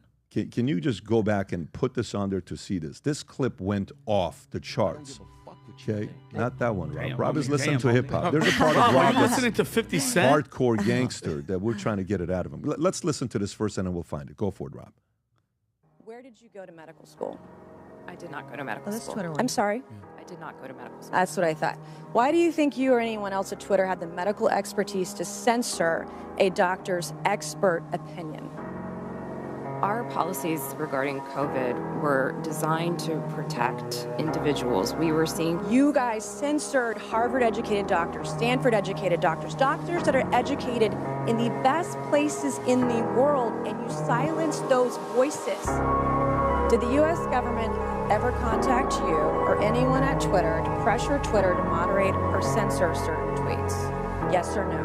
We received legal demands to remove content from the platform from the U.S. government and governments all around the world. Thank God for Matt Taibbi. Thank God for Elon Musk for allowing to show us in the world that Twitter was basically a subsidiary of the FBI. Pause that, Rob. So when are you running for governor? I have to make the decision. Oh, you have to make the decision? I can't say I'm a candidate because then I have to declare. So we're thinking about it. Okay. And I'm dead serious about it. I just, we're a red state, and it's supposed to be law and order and conservative, but it's not. I mean, I just found a couple weeks ago, Clemson University had 15 genders on a form on their website. I did a video on X. I called the president of the college. 3 hours later, they took it down. I've had 2 other colleges have the same sort of thing. This gender bending ideology is everywhere. States have funded it and allowed this woke DEI tranny stuff to happen. We had a sanctuary sheriff in South Carolina for the last 4 years, and she wasn't working with ICE, and I found out she was letting hundreds of illegals out on the streets who are murderers, rapists, and pedophiles. No one who was in statewide office said a damn thing. They could have impeached her, and then the voters could have elected a new one. But I just said, we don't have law and order, and there's a lot of corruption. And I've been through the system as a survivor, and I see all the corruption between our solicitors, the lawyers that fund the solicitors' campaigns, the corruption with our AG. Our AG had a case that he prosecuted with 1,900 photos that this pedophile had, convicted pedophile, of toddlers as young as 3 being raped by animals. He had 6 indictments. Our Attorney General, Alan Wilson, pled him down to 1. And his sentence, guess what? Guess how many days he served in jail? Anybody want to guess? 0. 2 years. How many days did he serve in jail? Less than a week? 1. 1 day. We have 353 murder cases in Charleston County in South Carolina. We've got a case. Are you serious about this? Is that the ones that are sitting? What is the name of this? I read about this. They're idle murder cases. That 353 in just on. one county. In a rural county in South Carolina, Sumter, kind of near Charlotte, upstate, they have 60 cases. There's a case in Myrtle Beach that the Wall Street Journal has covered. Scott Spivey is his name. I just met with the family in Loris on Tuesday. He was shot. They shot at him They chased him down the road 9 miles. They shot him 17 times as he was facing away. Got killed by a shot in the back. The AG wouldn't prosecute. Governor wouldn't do anything. Solicitor buried the head in sand. Come to find out with the tapes later, the shooter knew the guy was terrified, admitted he chased him down the road. No prosecution. So I'm actually trying to talk to the feds to get them to come in, not just in cases that I'm working on, but the entire state. How does this happen? We have more pedophiles out on the streets than we have in jail. Murderers are out running free. Rapists running wild. Try to get a rapist convicted in my state. You can't. And so it's just, if I do it, I'm gonna be the drop the hammer, law and order, Trump in high heels. I'm coming for you. And if you're a pedophile, you ain't voting for me. You're voting for the pedophile protector, Attorney General Alan Wilson. I'm gonna come for the criminals. I'm gonna make sure our state is safe. Florida's done a great job under Governor DeSantis. Trump's doing a phenomenal job, and I want to bring his America First How is policies. McMaster doing? This has He's happened. a Republican governor. I like him personally. He's a Republican governor, but this has happened while he's been in office. And I'm a fighter, and I would never allow a daughter going to college to allow men to share dormitories and showers with him. I mean, that's just the kind of thing that's been going on in South Carolina, and everyone has just buried their heads in the sand. And that is not America First. That is not part of the Trump doctrine. Is he fighting it? Is he talking to you guys? Is he coming and saying, "What do we do"? No. And I love him personally. He's a great guy, great family. Nothing. Neither is my lieutenant governor, my attorney general. Nothing. They're doing nothing about any of this. And I'm the one who's exposing it. The pedophile I mentioned, Donald Gresh, just got arrested for the 2nd time. He violated, I think, a sex registry thing or something. But the only reason he got rearrested is because I've been talking about it on air. And so it's I'm not even governor yet. And I have forced these universities to stop putting trannies on their gender forms on their applications for college. I've stopped one university from promoting cross-dressing on their website.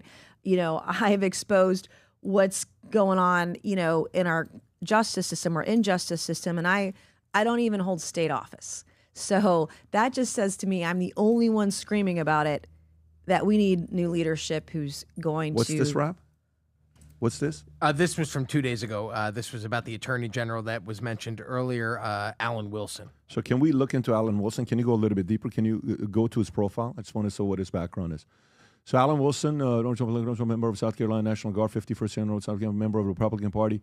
So this guy's a Republican. Wilson has litigated block same-sex marriage and Affordable Care Act challenge. Wilson was born, boom, boom, boom. Go a little bit to the right to see what we see. He's a right Nepo baby. He's the son of Congressman Joe Wilson. He's been in office for 16 years, and this shit's been going on with him as Attorney General. He likes to put out the press release, hey, we arrested this pedophile, but he will not put out the press release of what the conviction was. if they get convicted at all. That's how bad it is. I need the feds to come in and take over our state, because what happens is, you know, we have a legislature filled of lawyers. They elect the judges. And then the legislators and other lawyers, they fund the campaigns for the attorney general. They fund the campaigns for the solicitors. In fact, the solicitor working on a case that I am the key witness in right now, her last big fundraiser was headlined by the attorney for 2 predators who are being investigated by law enforcement. Evidence has been leaked to these guys, you know, and so the system is just so corrupt. I don't think anything going. You can't go back. I need the feds to come in and take over the state. That's what needs to happen. You just made an incredible case as why the people of South Carolina need a different governor. Yes. And there was a leak on the 17th, 2 days ago, that Alan Wilson's rally and formal announcement will be on Monday the 23rd, Yes. coming up on Monday. Correct. He is announcing he's had exploratory going for a while. Okay, so he's in, and he's in with money Monday the 23rd coming up. Says, when will the people of South Carolina hear from you about exploratory committee or definitive announcement? I don't do you just made a hell of a exploratory. case. Yeah, I don't do exploratory. Once I'm in, I'm all in 100%. There's Okay. just all in. I don't like the idea of exploratory.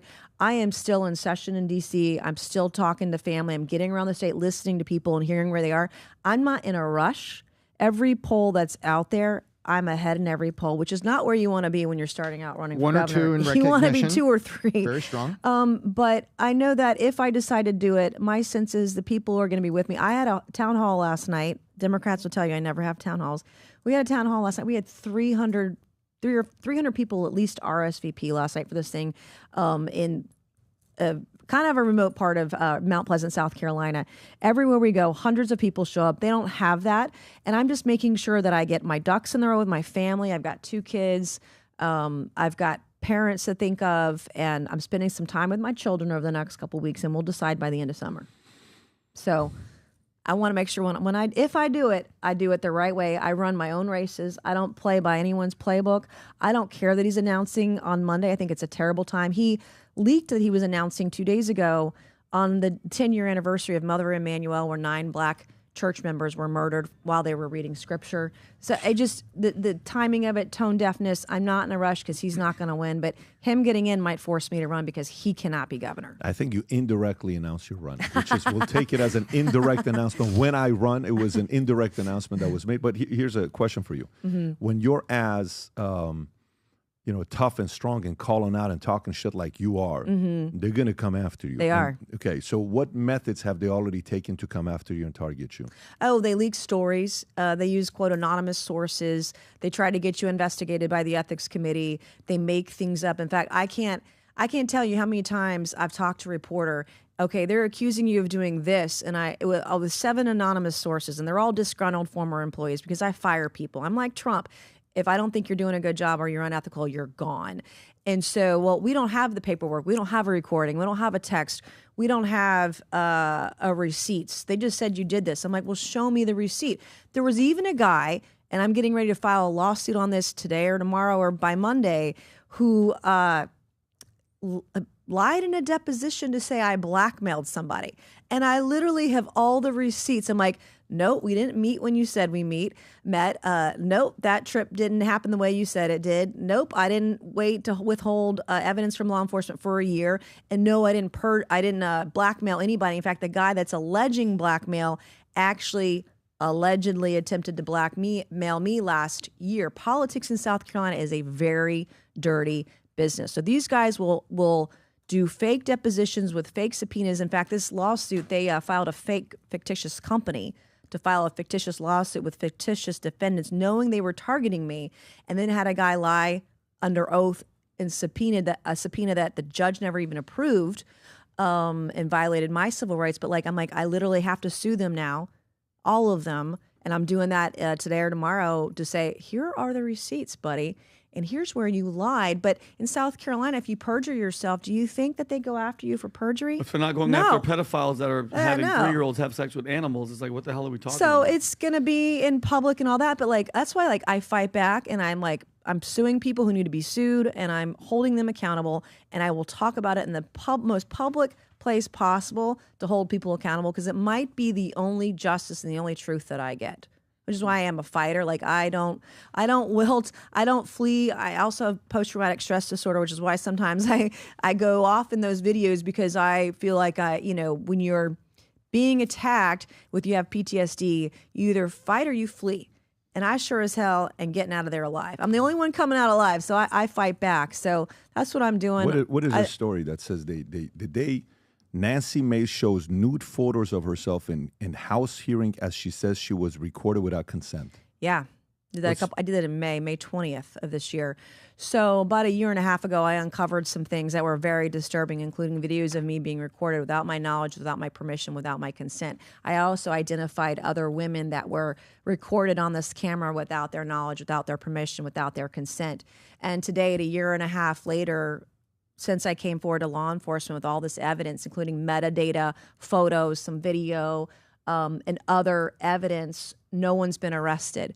And if that can happen to a member of Congress and nobody lifts a finger, because this is against the law. What is this? This is a hearing I had an oversight about surveillance in private spaces, and that's my body. You can see the silhouette. It's pretty tame. It's the silhouette. You can tell that it's me and my long hair and everything. But to date, year and a half later, no one's been arrested. And to have to say as a woman, we want to be believed. We want people who've violated us. When this happens to you, and there were lots of videos and photos, I can't unsee what I've seen. When this happens to you, it feels like you're physically being raped. I have post-traumatic stress disorder of what I saw of myself that I had no idea was recorded, and it's humiliating. And I don't know, was this sold on the dark web? Was this going to be used to blackmail me in the future? I have no idea why this individual did this to me, and he did this for years. And I uncovered— Who is the individual? Did you find out? My former fiance. Someone I was engaged to, someone I trusted. I gave him my life savings. Wow. I owned property with him. I found evidence going back a decade of upskirt photos, and I showed some of those in this hearing. And so, I'm a key witness in an investigation. I'm a key witness in now a civil suit. One of the victims was allegedly sexually assaulted. It was filmed, and I found it on his phone. And so is your ex-fiance conservative, or is he? I'm assuming he's a conservative. I don't know what he is. I mean, I'm not going to comment on him. The only reason I'm saying that is because to see if it's something that the opposition is using because they're going to come after you. You're loud. You're loud. You're nonstop loud. It's not like you're coming in like, hey, let me kind of relax and get to know everybody. Like, no, I'm here. No. Boom. You're full of shit. You're full of shit. Yep. I'm not going to do this. Tranny. Hey, what is a woman? Coming in hot. Yeah. Always. But the solicitor is very good friends with one of his attorneys who's representing two of the four people that I talked about in my floor speech in February. But, I have knowledge of our solicitor obstructing justice for me and other women who are victims, either rape victims allegedly or victims of voyeurism in this thing. There's been evidence that's been leaked, and I believe it was the solicitor that leaked evidence to people who shouldn't have had it. And the solicitor, Scarlett Wilson is her name. Her last big fundraiser last year before her reelection was headlined by attorney Jerry Theos. Jerry Theos is the attorney for two of the four predators who are being investigated today. I have the invitation. I haven't made it public yet, but he reps my ex and one of his business partners in these cases. And so they're leaking stuff and leaking information, I believe. And I believe she's the one doing it. And so it's just this corrupted system, and he should not. I mean, women just deserve justice. I just want you to do your job, follow the law, and put people in jail who've broken it. And you just can't. She doesn't want to prosecute rape cases, and there's a history of that in her office. She doesn't believe the victims. She's got a political bias against me. Unfortunately, I'm the key witness because I found all this stuff, but she's got political bias against me. And I believe that we can puncture the seal of qualified immunity. And Scarlett Wilson, I hope you're listening.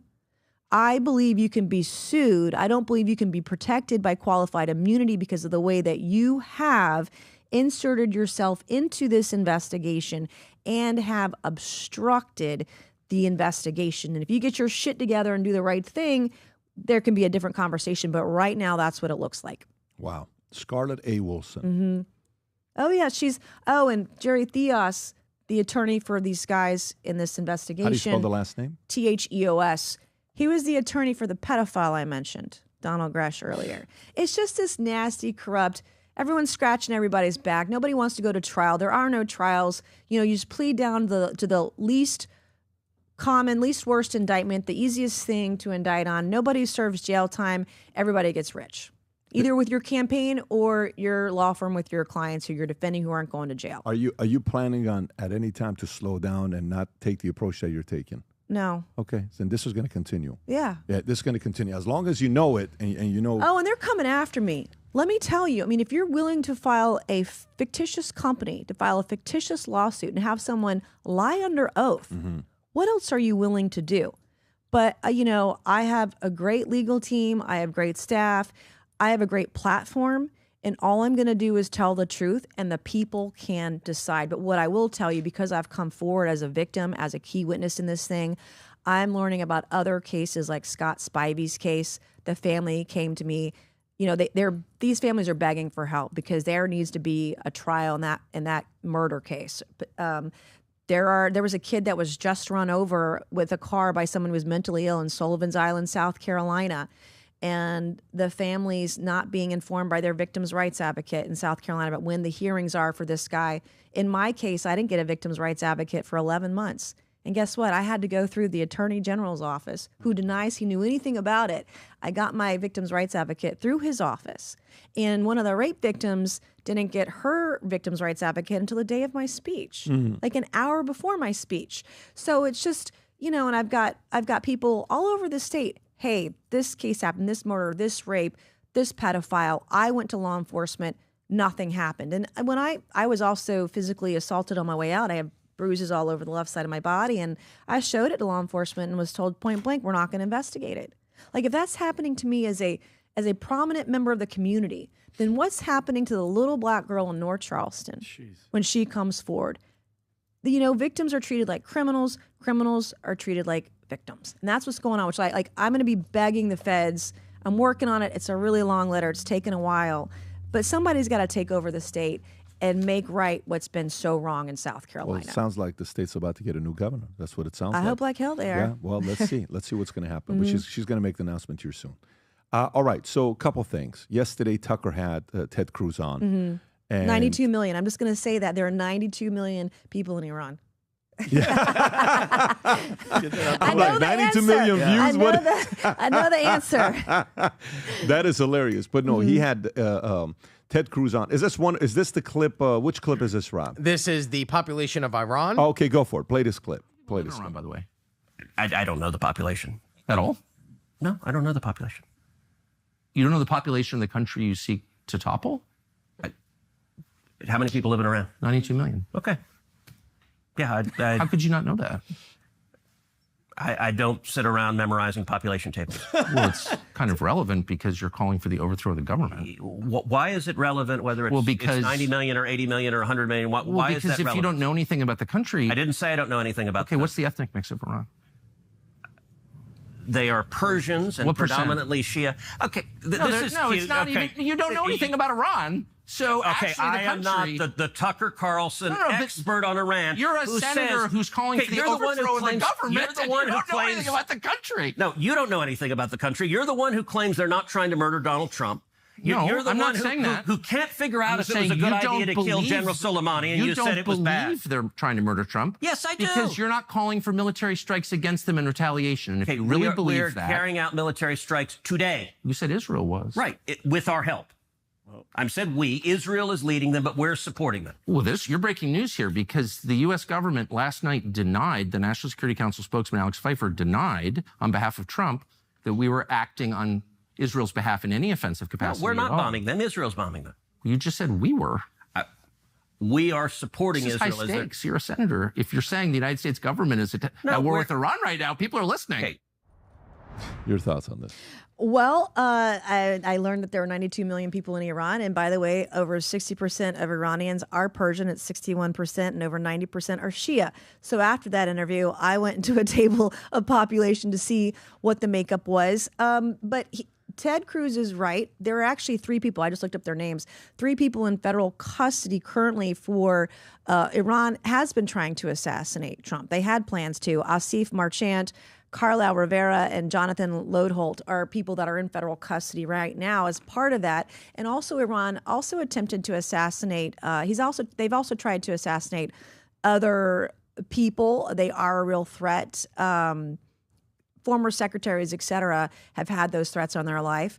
But I'm with Trump on this. I'm with Trump on the Iranian-Israel situation. I was in Israel a couple months ago, and I've been briefed on what Iran had and did not have at the time.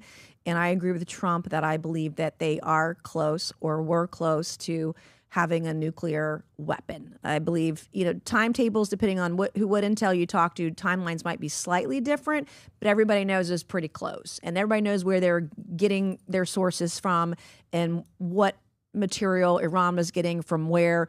All of that is known, and it's been known for a long time. This is the closest they've ever been. And in fact, I was really pleased to see last night, over the middle of the night, Israel bombed Iraq, which is one of their nuclear facilities that had heavy water that's used. You get plutonium out of that.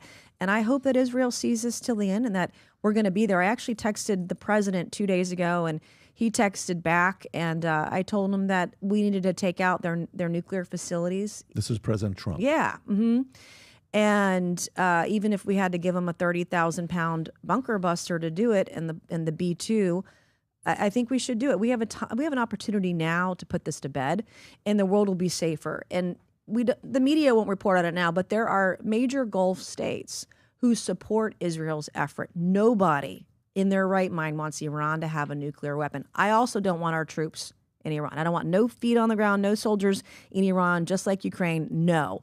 But if we need to provide some equipment like we did with Ukraine to Israel to finish the job, I'm okay with that. But we have allies in the Middle East, large Gulf states, who are supportive of this effort.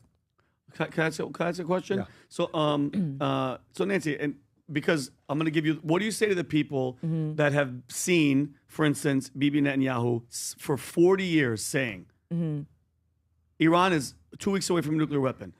2 years later, Iran is, and now it's gone to the point where the people are questioning the intelligence because, for instance, if I want, mind you, Bibi is very, very unliked in his own country. There was about to be a revolution before October 7th happened.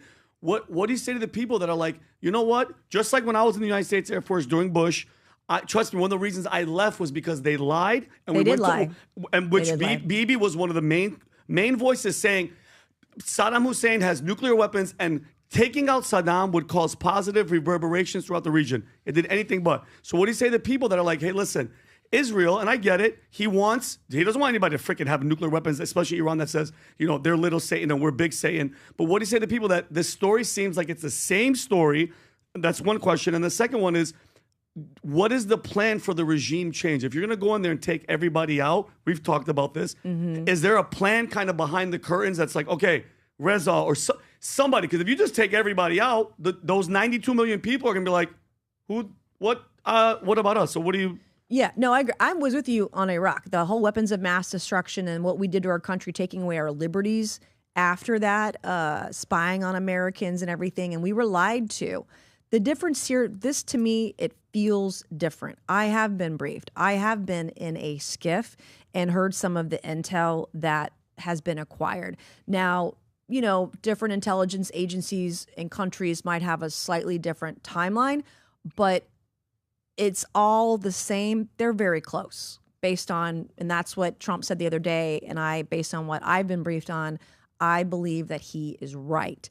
Now, with regards to regime change, that's up to the Iranian people. Over 80% of Iranian people do not want the Ayatollah in power. They don't want the mullahs, the IRGC, Khamenei, they're not in on this. And so I have worked a lot of human rights around the world. I've worked a lot with Iranian former political prisoners.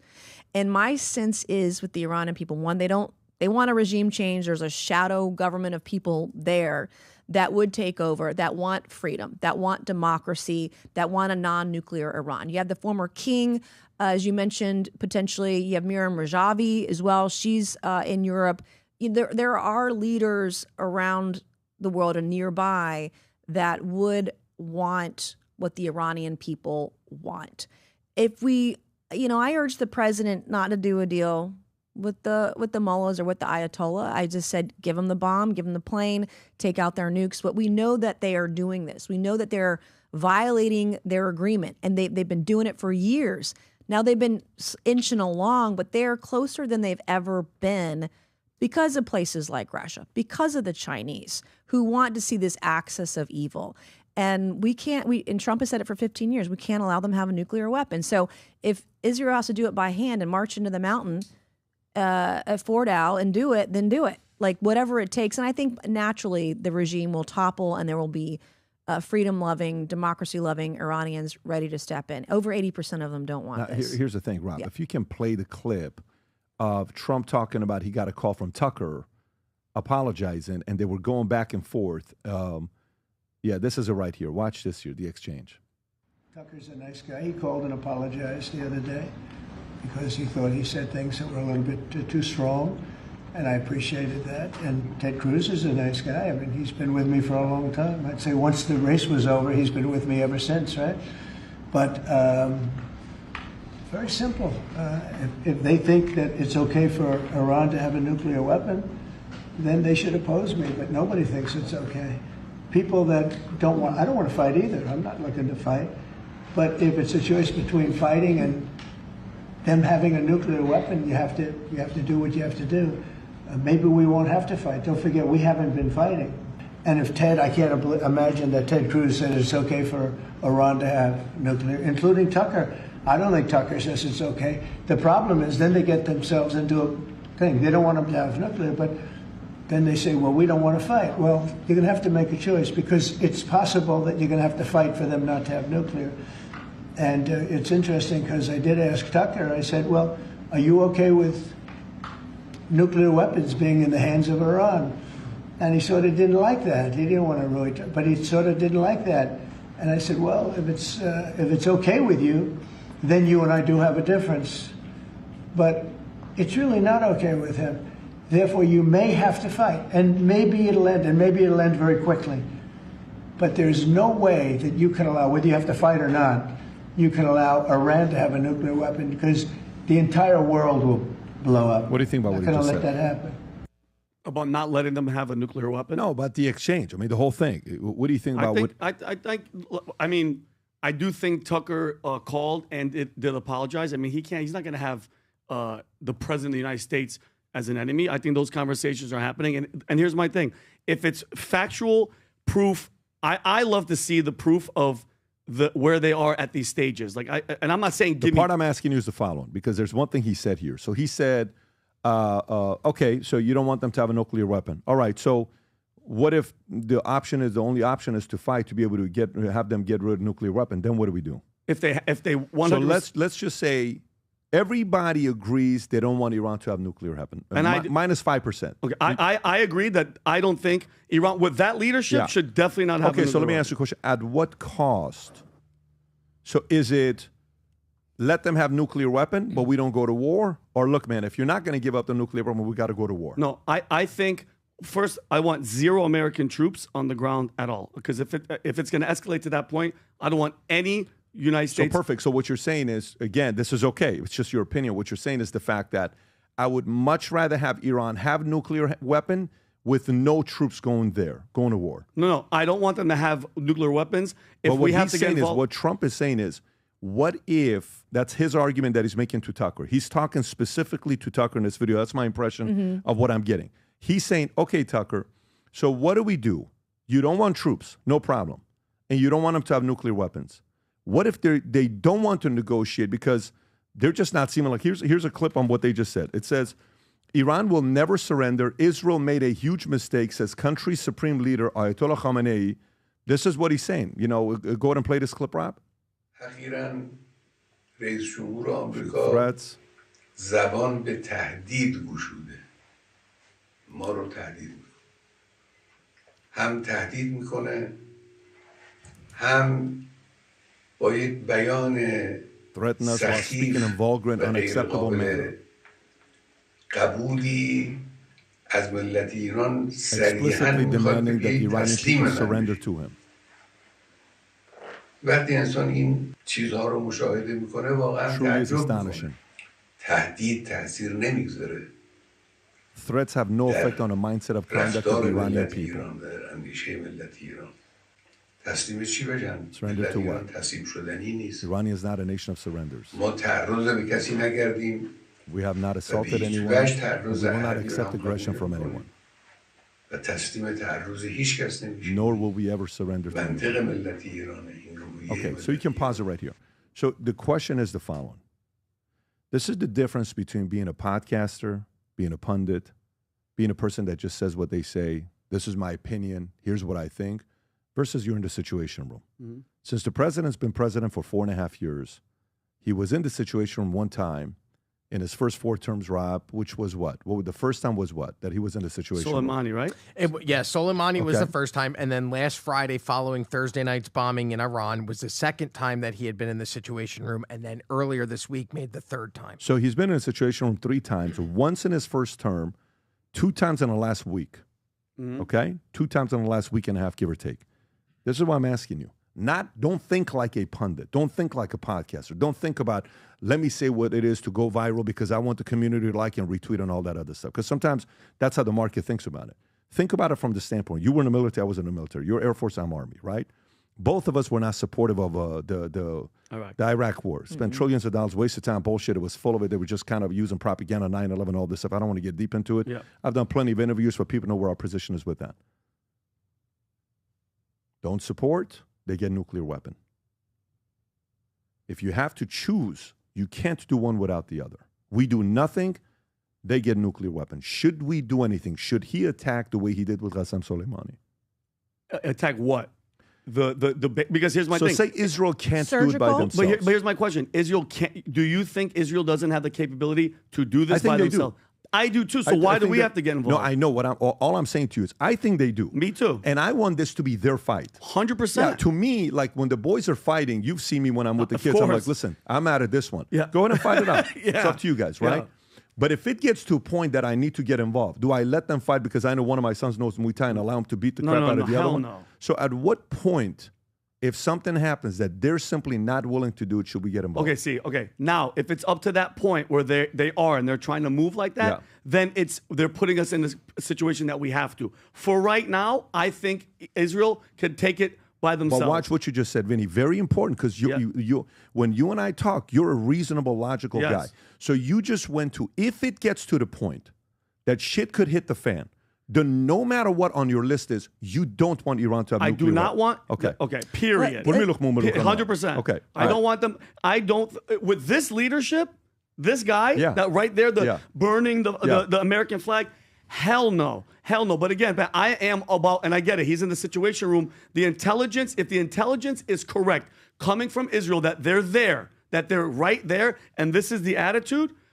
Up to a point, let Israel do what Israel has to do. But if we have to get involved because they can't do it, and this guy wants the nuclear You know weapon. what I would actually be saying to Netanyahu if I'm speaking to him? Here's what I would say. As who though? Just if I'm the president and he's asking me questions and saying, hey, I need your help. You know what I'm going to say?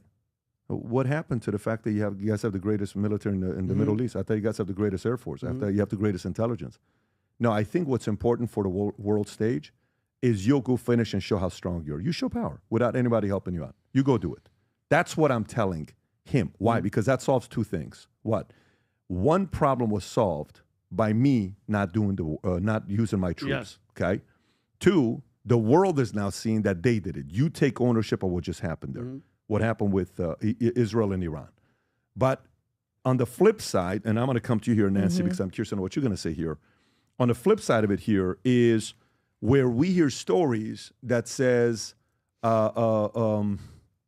where's the story that Israel says they're asking troops for? Okay, Israel president calls on the world to help destroy Iran nuclear sites, right? And I think there's even one of them that's talking about he's asking America. Is this it? Yes, sir. Go for it, Rob. There's a bigger picture here that the world and the American people should understand. We have to stop this empire of evil no more and tell them, get the goddamn nukes out of your hands and start behaving in a decent way and not be the rogue state you are all over the Who is world. this, It's Ron? impossible. Would Israel like to The see the president U.S. of at this Iran. point join in Israel, I'm sorry. with direct offensive military action in Iran? So as you see, the Israeli leadership is quite cautious. It's a decision that needs to be taken by the president and his team. So obviously, we would welcome anything that helps eradicate the Iranian nuclear program completely. Yeah. Including the main two sites at Fordow and Natanz. Pause it right there, Rob. But This goes to Israel. We are hitting Fordow with or without U.S. bunker busters, right? This is a, do you have that story right there? There's a clip on it right here, Rob. And Nancy, I'm coming to you right after this. If you have this clip, Rob, there's a clip that says, Israel, we are hitting Fordow. So right here. Go for it. For the possibility of an Iran deal, is the destruction or the dismantling of the Fordow nuclear enrichment center, is that a prerequisite for a deal? Is that a red line for you? No, it's just something that people talk about having. We're the only ones that have the capability to do it, but that doesn't mean I'm going to do it at all. Yeah, we have the best military equipment in the world. You see that with this fight. We have planes that are undetectable, flying around like, you know, nobody's able to see them stealth. You guys want to be stealthy tonight. You know, you can be stealth, you'll never lose, right? But these are incredible planes and weapons. We have the best weapons in the world, by far. Nobody close. And I mean, certain countries take advantage of that. Israel has incredible weaponry. So we'll see what happens. I've been asked about it by everybody, but I haven't made a decision.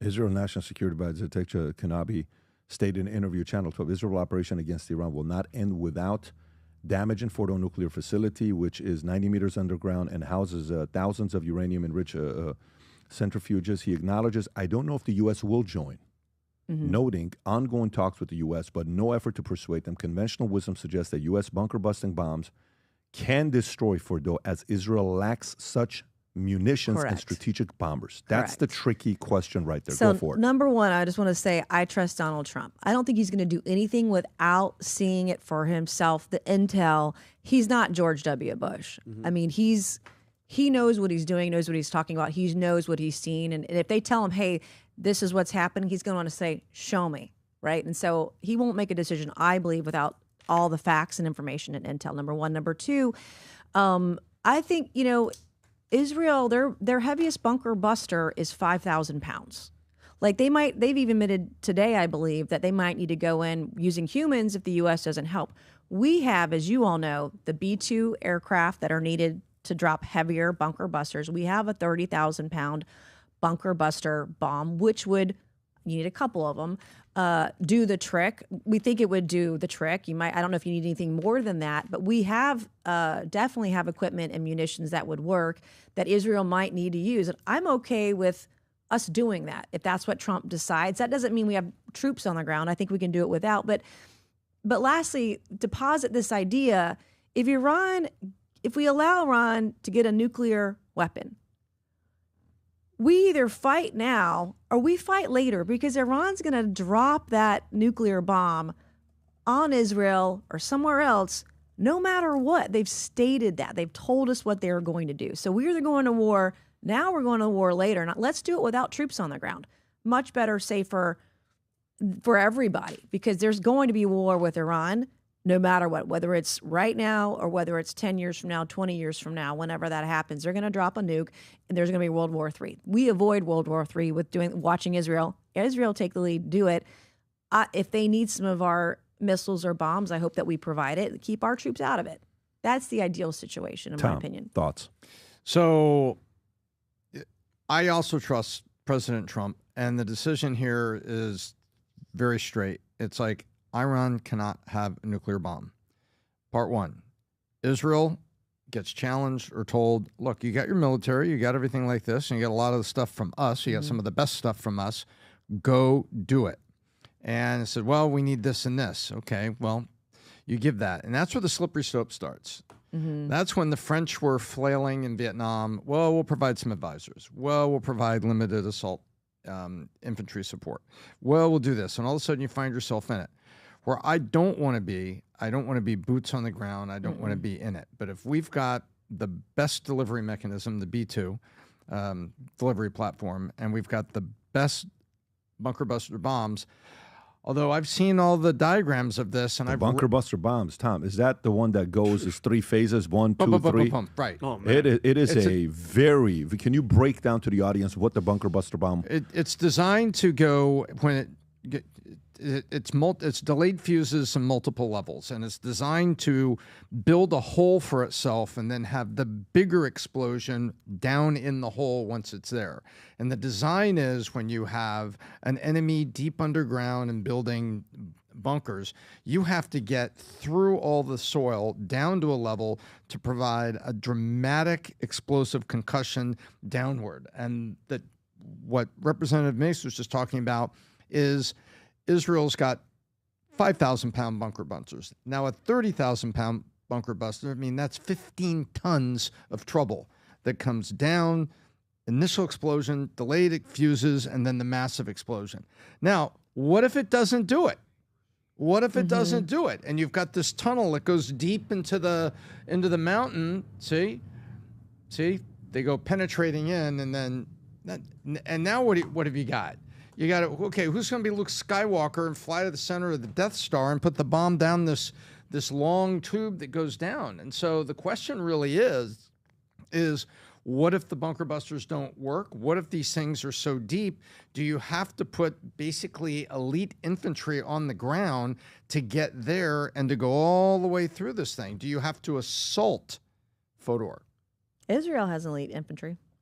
That's my point. Yeah, and it's like support them. But if the bunker busters don't work, Israel has to go in with elite ground troops to go down these tunnels, penetrate the whole thing, and then do it down deep. And that's where it gets nervous for me. But it goes back to my first point. You may not have nuclear weapons, and you've built this facility, and one way or another, this facility has to be compromised. And I like the idea of helping and supporting. I hate the idea of doing it. Yeah, so that's so funny. That is so weird. So regardless, they need our weapons, but they got the soldiers. They need our weapons, but they got enough of, They might need one of our pilots to fly the plane. Yeah, I was going to say, Pat, and to be honest with you, I don't even think it's going to... Did they not elite... Vinny, help me out. Didn't they get elite soldiers of their own, the equivalent of Green Berets, in, and they created drone launch For 2 points? years. Oh, yeah, guys. They had a drone factory in Iran. Let's not forget. And by the way, they put pagers in Hamas. Guys, they are so advanced. and Nancy, I don't even think it needs to get to any troops, not even Israeli. The technology they have from the air is absolutely ridiculous. It's one of the best in the world. It's just, if they have it, get it over with. Knock out the freaking facilities.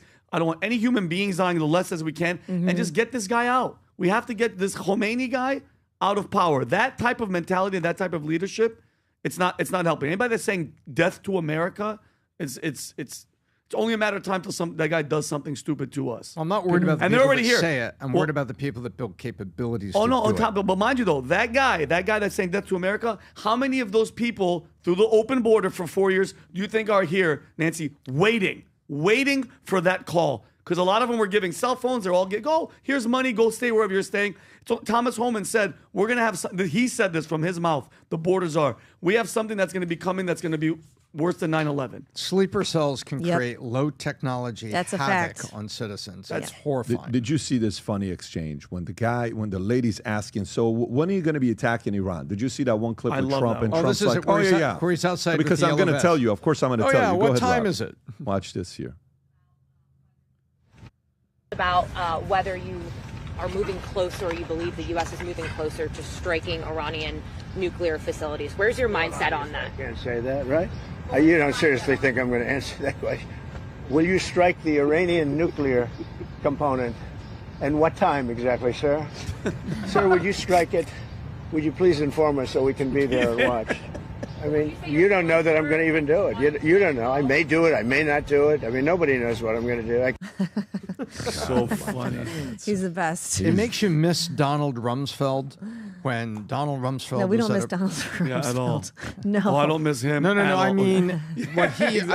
I don't miss what he did. Mm-hmm. But there was a moment. What he said was actually kind of funny. We was told, they're going to be protesting against, Americans and everything. On the Saturday, it's a big demonstration in the middle of the street. He says, so a large group of Al Qaeda in the middle of the street at noon on Saturday are going to be demonstrating. Yes, sir. And he said, would you happen to have the coordinates? That's actually pretty smart. I don't know if Donald Rumsfeld's ever gotten a shout out here, Tom. That's You- ever. You're the first. No, to do I'm it. not. I am you not. got to take ownership Look, of it, folks. I don't give him a shout out for that. I'm just saying, in the annals It of is a shout out. politicians at the microphone, I think that's qualified as a shout out, Tom. We're going to keep it at that. All right, let me go to the next thing here. While this is happening, Trump reveals that he knows exactly where the Iran's supreme leader is hiding, won't take action for now as he convenes with leaders in Situation Room. It's an easy target, is what he said. We know exactly where he is. It's an easy target. We're not going to kill him, take him out, kill, at least not for now, but we don't want any missiles shot at civilians or American soldiers. Our patience is wearing thin. Thank you for your patience. Attentions to this matter. It's like a memo. But what's crazy is with all this stuff, for some of you guys that are gamblers, betting odds, Iran's leader Khamenei is ousted this year just skyrocketed, according to Media. Check this out. Rob, if you can pull up that story here. you can bet on anything nowadays. Oh, no, there's definitely this going on. President Trump posted on social media, we know exactly where he is, Supreme Leader Nazi, easy target, but say we're not going to take him out. Not for now, but now, and demanded unconditional surrender. Polymarket reported, traders project Khamenei will be removed from power this year, over 60% chance of it happening. That is insane. With odds jumping from 22 to 60% since Israel strikes on Iran began. Look at this, just in the last, and it was declining. January, February, March, April, May, declining, and boom, skyrockets.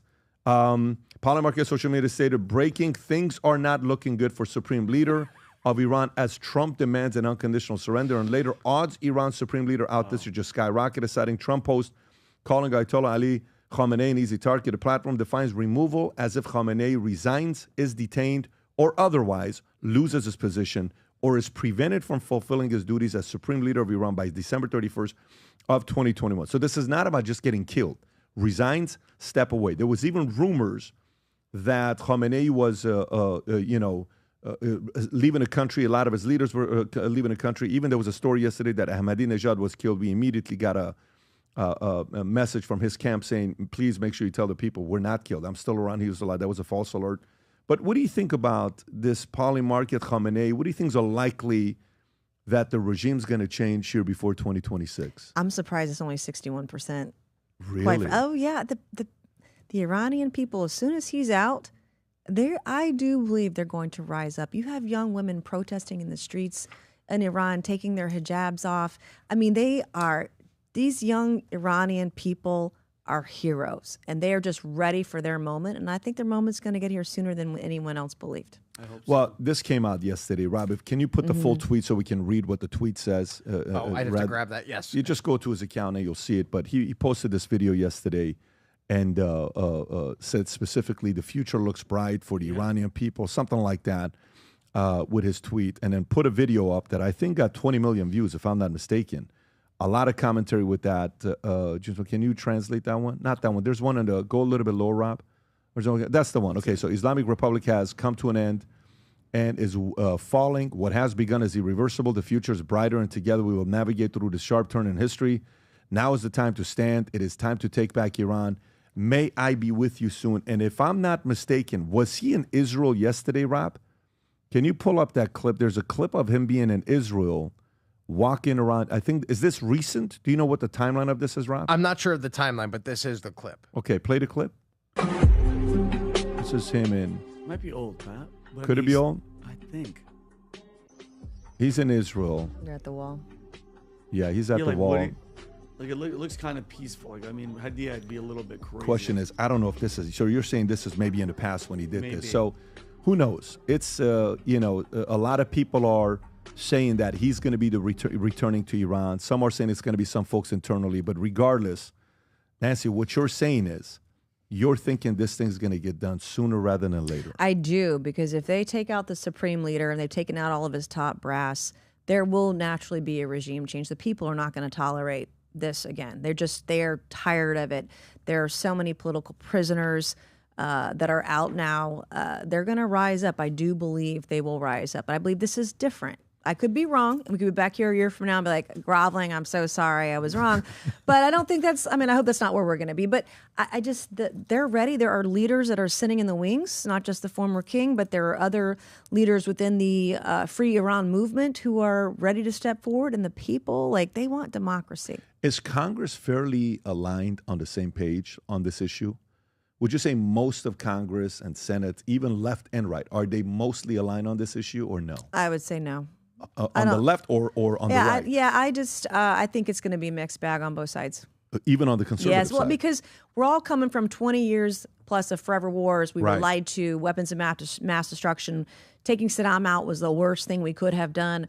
We've all seen that, and we're paying billions of dollars to the Taliban now because of George W. Bush in Afghanistan and how all that went down.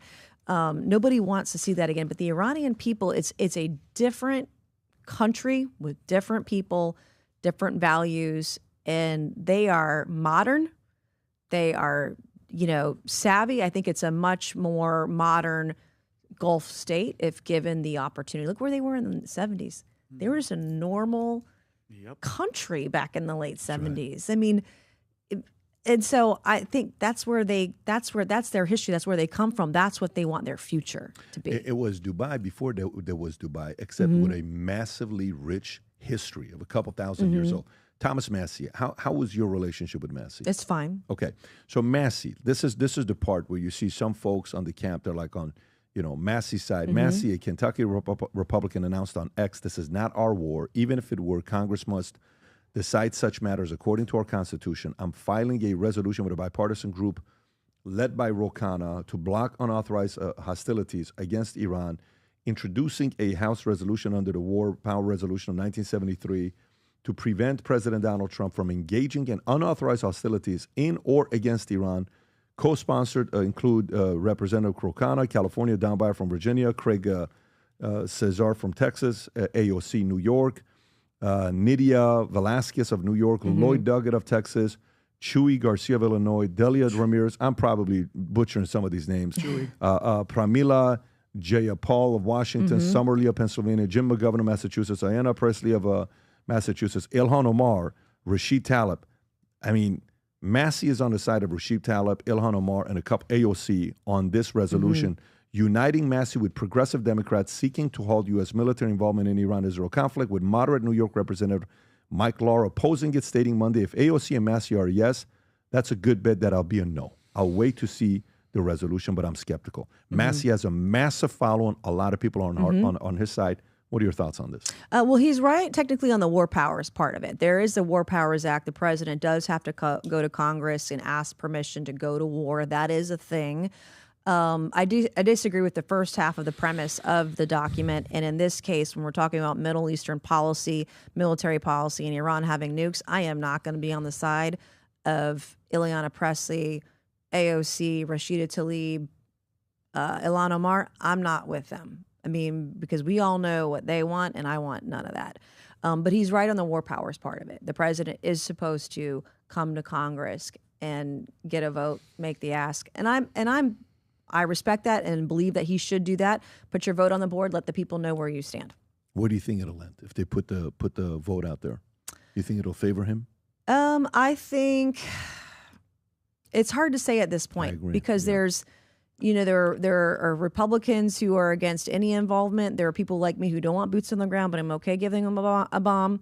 And I think there's a nuance here and a balance. I think we could get there, but I think it would be hard. Is giving them munitions an act of war? Does he have to? It would be seen as an act of war. So once we get involved, even at the level of, hey, here's a 30,000 pound bomb, still got to get it approved. We're in war. And for decades now, especially during the forever wars in the Middle East, no president went to Congress to ask to do any of this. So it would be best if we followed the law, followed the Constitution, and we do that. That would be the best case scenario. But no president has done that. Not in the last 20 years, no. 30 years, no. So they're breaking that's Yes, the law. They're all breaking the law by going. That's Washington. What do you think's going on up Yeah, there? exactly. Nobody's we're thinking following everybody's the law. law-abiding citizens and politicians. You know, everybody No. has the right statesman motives. No, people's rights are violated every day in this country. We need law and order. That's why Trump is president. He's bringing it to the country. I think we take a look back that there's been two ways that we've handled things internationally. Ronald Reagan goes on microphone and says, we're going to take an action in Grenada, and they're doing it, and they're doing it under my signature, and I got support from Congress. And then you've got the United Fruit Company. And the United Fruit Company for decades, you know who I'm talking about. LGBTQ. Oh, you mean fruit? No, the fruit company. My bad. I'm sorry. Sorry, it's okay. Easy mistake.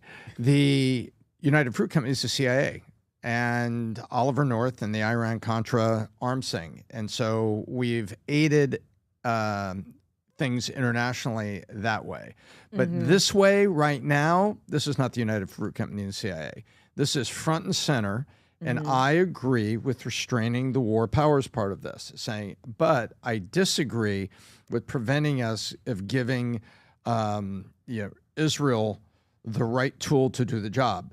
Because would you like to know who is provided? What is the number? Maybe you know, you've been at briefings. 82% of the arms in Israel is our stuff, the good stuff. Yeah. And it's the really good stuff. It's not the old F-4 Phantoms that you could hear it 2 days before you can see it. Yeah. This is like real planes with real, advanced technology forward. And so we're providing this. We sell this to Israel and provide it as a part of foreign aid in hardware. So what is the difference of supplying them with access to a B-2 and a bunker buster? I draw the line right there. I don't want the president, without going under the War Powers Act, to act properly. But I don't want our guys on the ground over there. Yeah, I think everybody here agrees on that. The only thing that, for the first time, we all agreed on here is that the number one is what? You don't want Iran to have nuclear weapons. No nuke. Nope. Period. At all costs. Preferably, without our involvement, them doing it. Are you okay if we supply weapons to them if they need the weapon to get rid of Fordow? If he goes to Congress and gets the approval, yeah. How about he doesn't go to Congress and get the approval? I mean, it's breaking the law. I Yeah. want it to be done I want it done the right way. It's in the annual budget. The foreign aid to Israel is in the annual budget, and a lot of that foreign aid is military stuff. It's already been approved by Congress. We provide them stuff every Monday. They ship stuff. So you have to think about that. The problem is they need our pilot to do the bunker say. buster. So that's where the War Powers Act would Even be if to it's intervene. one pilot, we're involved. We're involved. So it's one thing to sell your munitions, sell your missiles, sell the equipment. We do that when we give Israel on the NDAA, the National Defense Authorization Act, $3 to $4 billion a year. Previous to October 7th, we've done more than that. So they do get equipment. They do.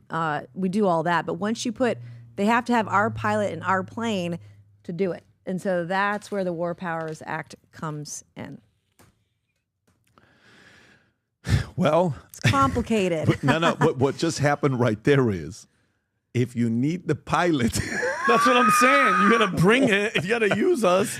If you need the pilot, here we go. Listen, X is gonna go bonkers with the messaging there. There's a lot of people right now that are like, Dave Smith, I think, said the other day. Dave Smith is one of the better debaters out there in the marketplace.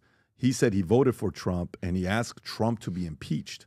This is what he said a few days ago. I don't know if you saw the scoreboard round. No. I supported him this last year. I apologize for doing so. It was a bad calculation. At the time, it seemed like the right one. But he should be impeached and removed for this one, and not on some not on some ridiculous Nancy Pelosi. Of course, the Congress will never do it because they're all a bunch of corrupt hacks. This is the one But thing they support. This is like Donald Trump should be impeached and removed for this. All of his supporters should turn on him. It's the absolute betrayal of everything that he ran and campaigned on and everything that he stood for. And I will say, despite the fact that, Donald Trump supporters have been labeled like a cult following, and that certainly is true for a percentage of his supporters, he is going to lose his coalition over this. I know I don't just speak for myself when I say there are a lot of us who simply will not go along with this. So it's just a devastating mistake. By the way, on top of that, he's also going to lose the deportation fight because of this. Because right now he needed all the political capital he could have to turn that, you got a majority support for deportations, but the minority is very mobilized and they're out and they're protesting all around the country. He needed all of his political capital for that move. So here's what we got. The neocons win. More war abroad and, bomb the world and invite the world. No matter who you vote for, you always get John McCain. What do you think about what he said? He's wrong. I don't think impeached for what? There's nothing that Trump has done that's impeachable, and he's not made a decision on what he's going to do yet. So I think that statement was premature because Trump hasn't decided, and we don't know, is it going to be a very surgical thing, or are we going to provide the missiles and bombs that are needed or not? And so very premature. I think what Trump is doing with the deportations helps him, not hurts him. I think the riots that are happening around the country that he referenced don't hurt him. It helps Republicans. It helps MAGA. It helps Donald Trump. It helps us in our midterm elections in 26 and the presidential election in 28. If you are willing to burn your city down because the president wants to follow the law, you're going to lose elections for a very long time. So I think he is... misread the situation. And Trump has even said for 15 years, Iran can't have nukes. Now, he doesn't want to be there. I don't want to be there. But if they need a bomb, I'm okay with giving them a bomb. I don't want our men and women on the ground. There's a very big difference, I think, you all serve, not me, but I think there's a very big difference in that. So, by the way, remember, it's very interesting what she said. If you think about technicalities, Nancy and us, we don't want man on the ground. Right. If it's a pilot, it's not really a man on the ground. There's no boots on the ground. There's boots in the sky. I don't want any man on the ground, but I wouldn't mind a couple boots. We almost may have boots to. In a plane. Boots in a plane. I want to see that 30,000-pound bunker buster. I mean, I want to see it work. I want to see it work. It's gonna be bonkers, is what it's gonna happen. Yeah. We'll trick the Democrats with their own techniques, and so we'll have Colonel Smithers says, at this moment, I identify as an Israeli. Well, let me. And I'm not a neocon. Like I have co-sponsored many a war powers resolution. Like I believe in following the letter of the law, and I did not believe in the forever wars. This is just different. Okay. All right. Well, let's read this about immigration. Watch this number here. Some people are going to be disappointed with this. Okay. U.S. may lose more migrants than it gains for the first time in 50 years. Okay. This is from Daily Mail. Economist Wendy Edelberg told the WAPO for the year as a whole, 2025, we think it's likely immigration will be negative, predicting the U.S. will lose more migrants than it gains for the first time in 50 years due to Trump's policies, including revoking legal status, threatening international student deportations, and cracking down on illegal southern border crossings. ICE Director Todd M. Lyons stated, we're just 100 days into this administration, and thanks to President Trump and Secretary Noem, ICE is using every tool at its disposal to enforce our country's immigration laws, with 66,463 undocumented migrants arrested and 65,682 removed in Trump's first 100 days. Trump's border crackdown reduced customs and border protection encounters to 12,035 in April, down from 179,737 from prior year. What was that sound? I said, shoosh. Oh, I thought you sneezed. You almost had a heart attack. I'm okay. I'm still with you. While deportations surged with over 50,000 migrants in ICE detention centers by June 5th, this is NBC News, June 17th. And by the way, I don't know if you saw the New York Post story from 3 days ago.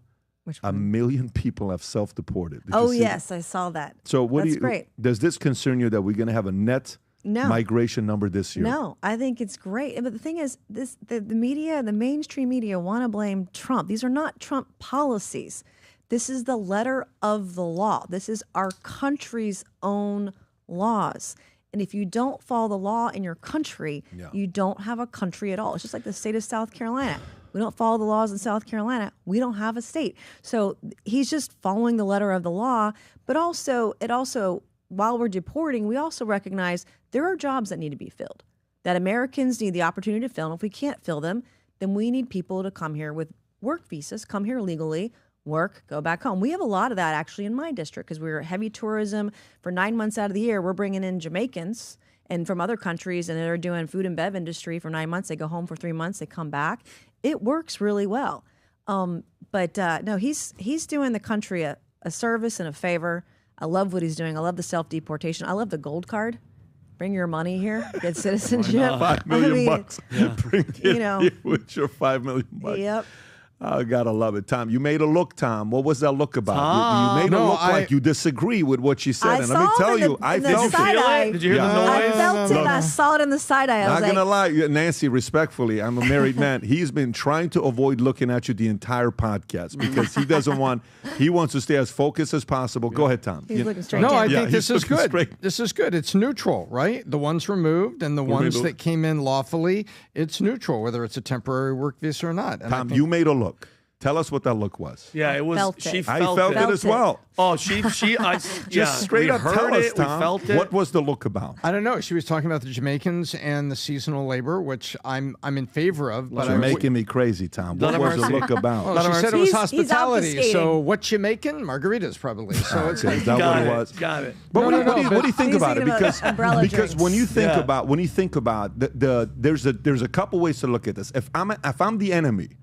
If I am on the opposite side, like I would literally use this if I'm on the Democratic side. If I am on the liberal side, I'm saying, think about, you have a restaurant that for, nearly 249 years, everybody wanted to come to this restaurant, but we don't have room in this restaurant, right? And then all of a sudden, a new leader comes in, and now people are no longer coming to the restaurant. They're leaving to the restaurant across the street. Let's just say if they're going to spin that, right? Because that's a way of spinning it on the opposite side. Is this something that the opposite side can spin and say, look what we've done to the country, that immigrants no longer want to come to America because they don't think the American dream is real? Do you process it that way, Tom? No, I don't, because I would invite them to come and look at the asylum applications. My understanding is asylum applications from are level year over year, meaning the people that are there, I'd like to immigrate from this country where I'm seriously persecuted, and here's my evidence to it. And my understanding that there is still that, right? We're not closing the wall at the border. We're allowing people to come through the door and be checked and to do it lawfully. That's simple. Give us your tired, your poor, lives on, but let's do it legally. And if you need asylum, or if you're being persecuted, we've got procedures for that. Come over. And so I look at this, and what it says to me is that the uncontrolled immigration issue of the Biden administration is coming under control to be the lawful immigration according to the pre-existing laws that are being enforced by a new sheriff in town. And his name is Donald Trump, and he's not making new laws. He's enforcing the ones he was elected to enforce. Okay, Tom was woken up. That's Amen. all I wanted. That's Amen, right? That's what we were waiting for, Tom. Yeah. That's some fire that was right like there. that was like a That was scene. fire. That was a scene from Old School where Will Ferrell is debating, and then they ask him a and he's question. like, "Oh!" And he's like, I just came out of it, but it was great. So, Tom, a couple things before we wrap up. Nancy, I want to get your thoughts on this as well. I'm sure you're a big fan of this guy, Jim Acosta. Former CNN star, slammed for a vile joke about Trump's dead ex-wife. What a title in the first place. I mean, look how low you've gotten where you're going here. Jim Acosta on the Contrarian podcast, No King's Day on Monday, remarked on President Donald Trump's immigration policy, saying, where are the ICE raids at Trump's properties? Could somebody call ICE on Trump's golf course in Virginia? You're telling me there's nobody in there that's undocumented, or some of the kind of squirreliness going on their paperwork. Then referenced Trump's late ex-wife, Ivana, stating he's got one buried at his golf course in New Jersey. Who talks like this? Isn't she buried at the first time? I don't even want to say this. Play this. I don't want to read this. Watch this clip. Look at the look on these people. I got a question though. Where are the ICE raids at the Trump properties? Yes. Could somebody call ICE on the Trump golf course in Virginia? Yes. You're telling me there's nobody in there that is undocumented or has some kind of squirreliness going on with their paperwork? Give me a break. Hey, how many immigrants has he married? He's got one buried at his golf course in New Jersey. What the Isn't she buried by the first hole or the second tee or something like that? The first hole, yeah, it's the first hole. Immigrants always doing the jobs that Americans don't want to do. He's Isn't that what Stephanie, you're you're doing? not going to get. God. How do you respond to that? That's embarrassing and it's disgusting. I mean, they hate him so much they just can't help themselves, which is why they're going to continue to lose. I'm kind of like okay with it. Say that. Put it on a microphone. Air it everywhere. I agree. Every YouTube channel. with you. On X, play that way, because all it's going to do is to bring more independents and more former Democrats into the Republican Party tent. Yep. And we need them. And we need them. And you nailed it. Well, first of all, just that shot right there, Rob. Just that thumbnail. Look at it. Angry black woman. I don't even know what she is. I don't know, male, whatever that is. Crazy lib. And then Jim Acosta. And you're right, Nancy. You got to give. I actually love the guy, but it's because of him that Donald Trump at that press conference said, "I'm not going to give you any questions. You're fake news." It was born because of that hack now that's in a Substack. I think Gavin Newsom's in there. Once you hear I'm doing a Substack, it's over. Nobody wants to see your face anymore. And what they have done, and I've seen this with young people, I have 2 teenage kids, they have made this young generation more conservative than you and I could ever imagine. I mean, like, they're following Ben Shapiro.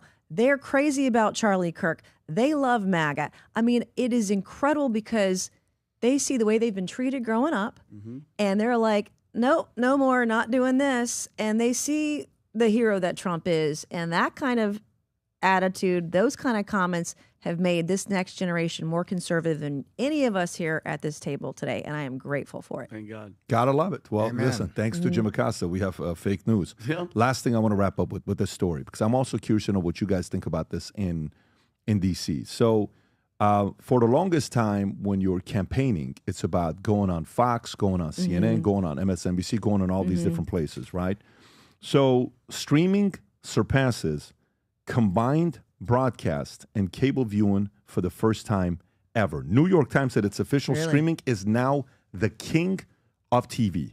Damn, that's pretty wild. And by the way, I got an announcement that I'll make. Maybe Tom will say it before I say it. But here we go. So streaming, okay. Nielsen's Tuesday report revealed that in May, streaming services accounted for a higher share of television viewing than cable and broadcast networks combined. And John Copeland, noting it is the first time that has happened over a full month. In 2021, streaming held 26% of TV time compared to nearly 2/3 of cable and broadcast, a gap that has now closed, and streaming surpassed traditional TV viewership in just 4 years. Wow.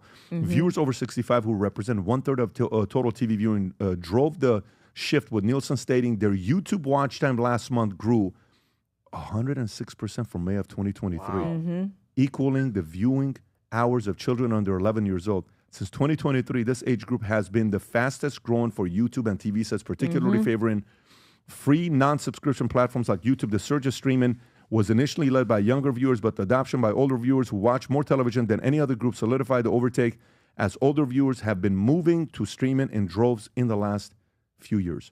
How do you guys view, as you're campaigning, as you're doing your thing, is it still the talks about going on Fox, going on mainstream, or is everybody bought into the fact that the way to do it is podcasts, different YouTube channels to go on? I do a lot less mainstream media now. Like, I get an ABC News or CBS News request. I'm like, yeah, I'm good. I do Fox News, though, still. I think they've got a great reach, their online reach as well.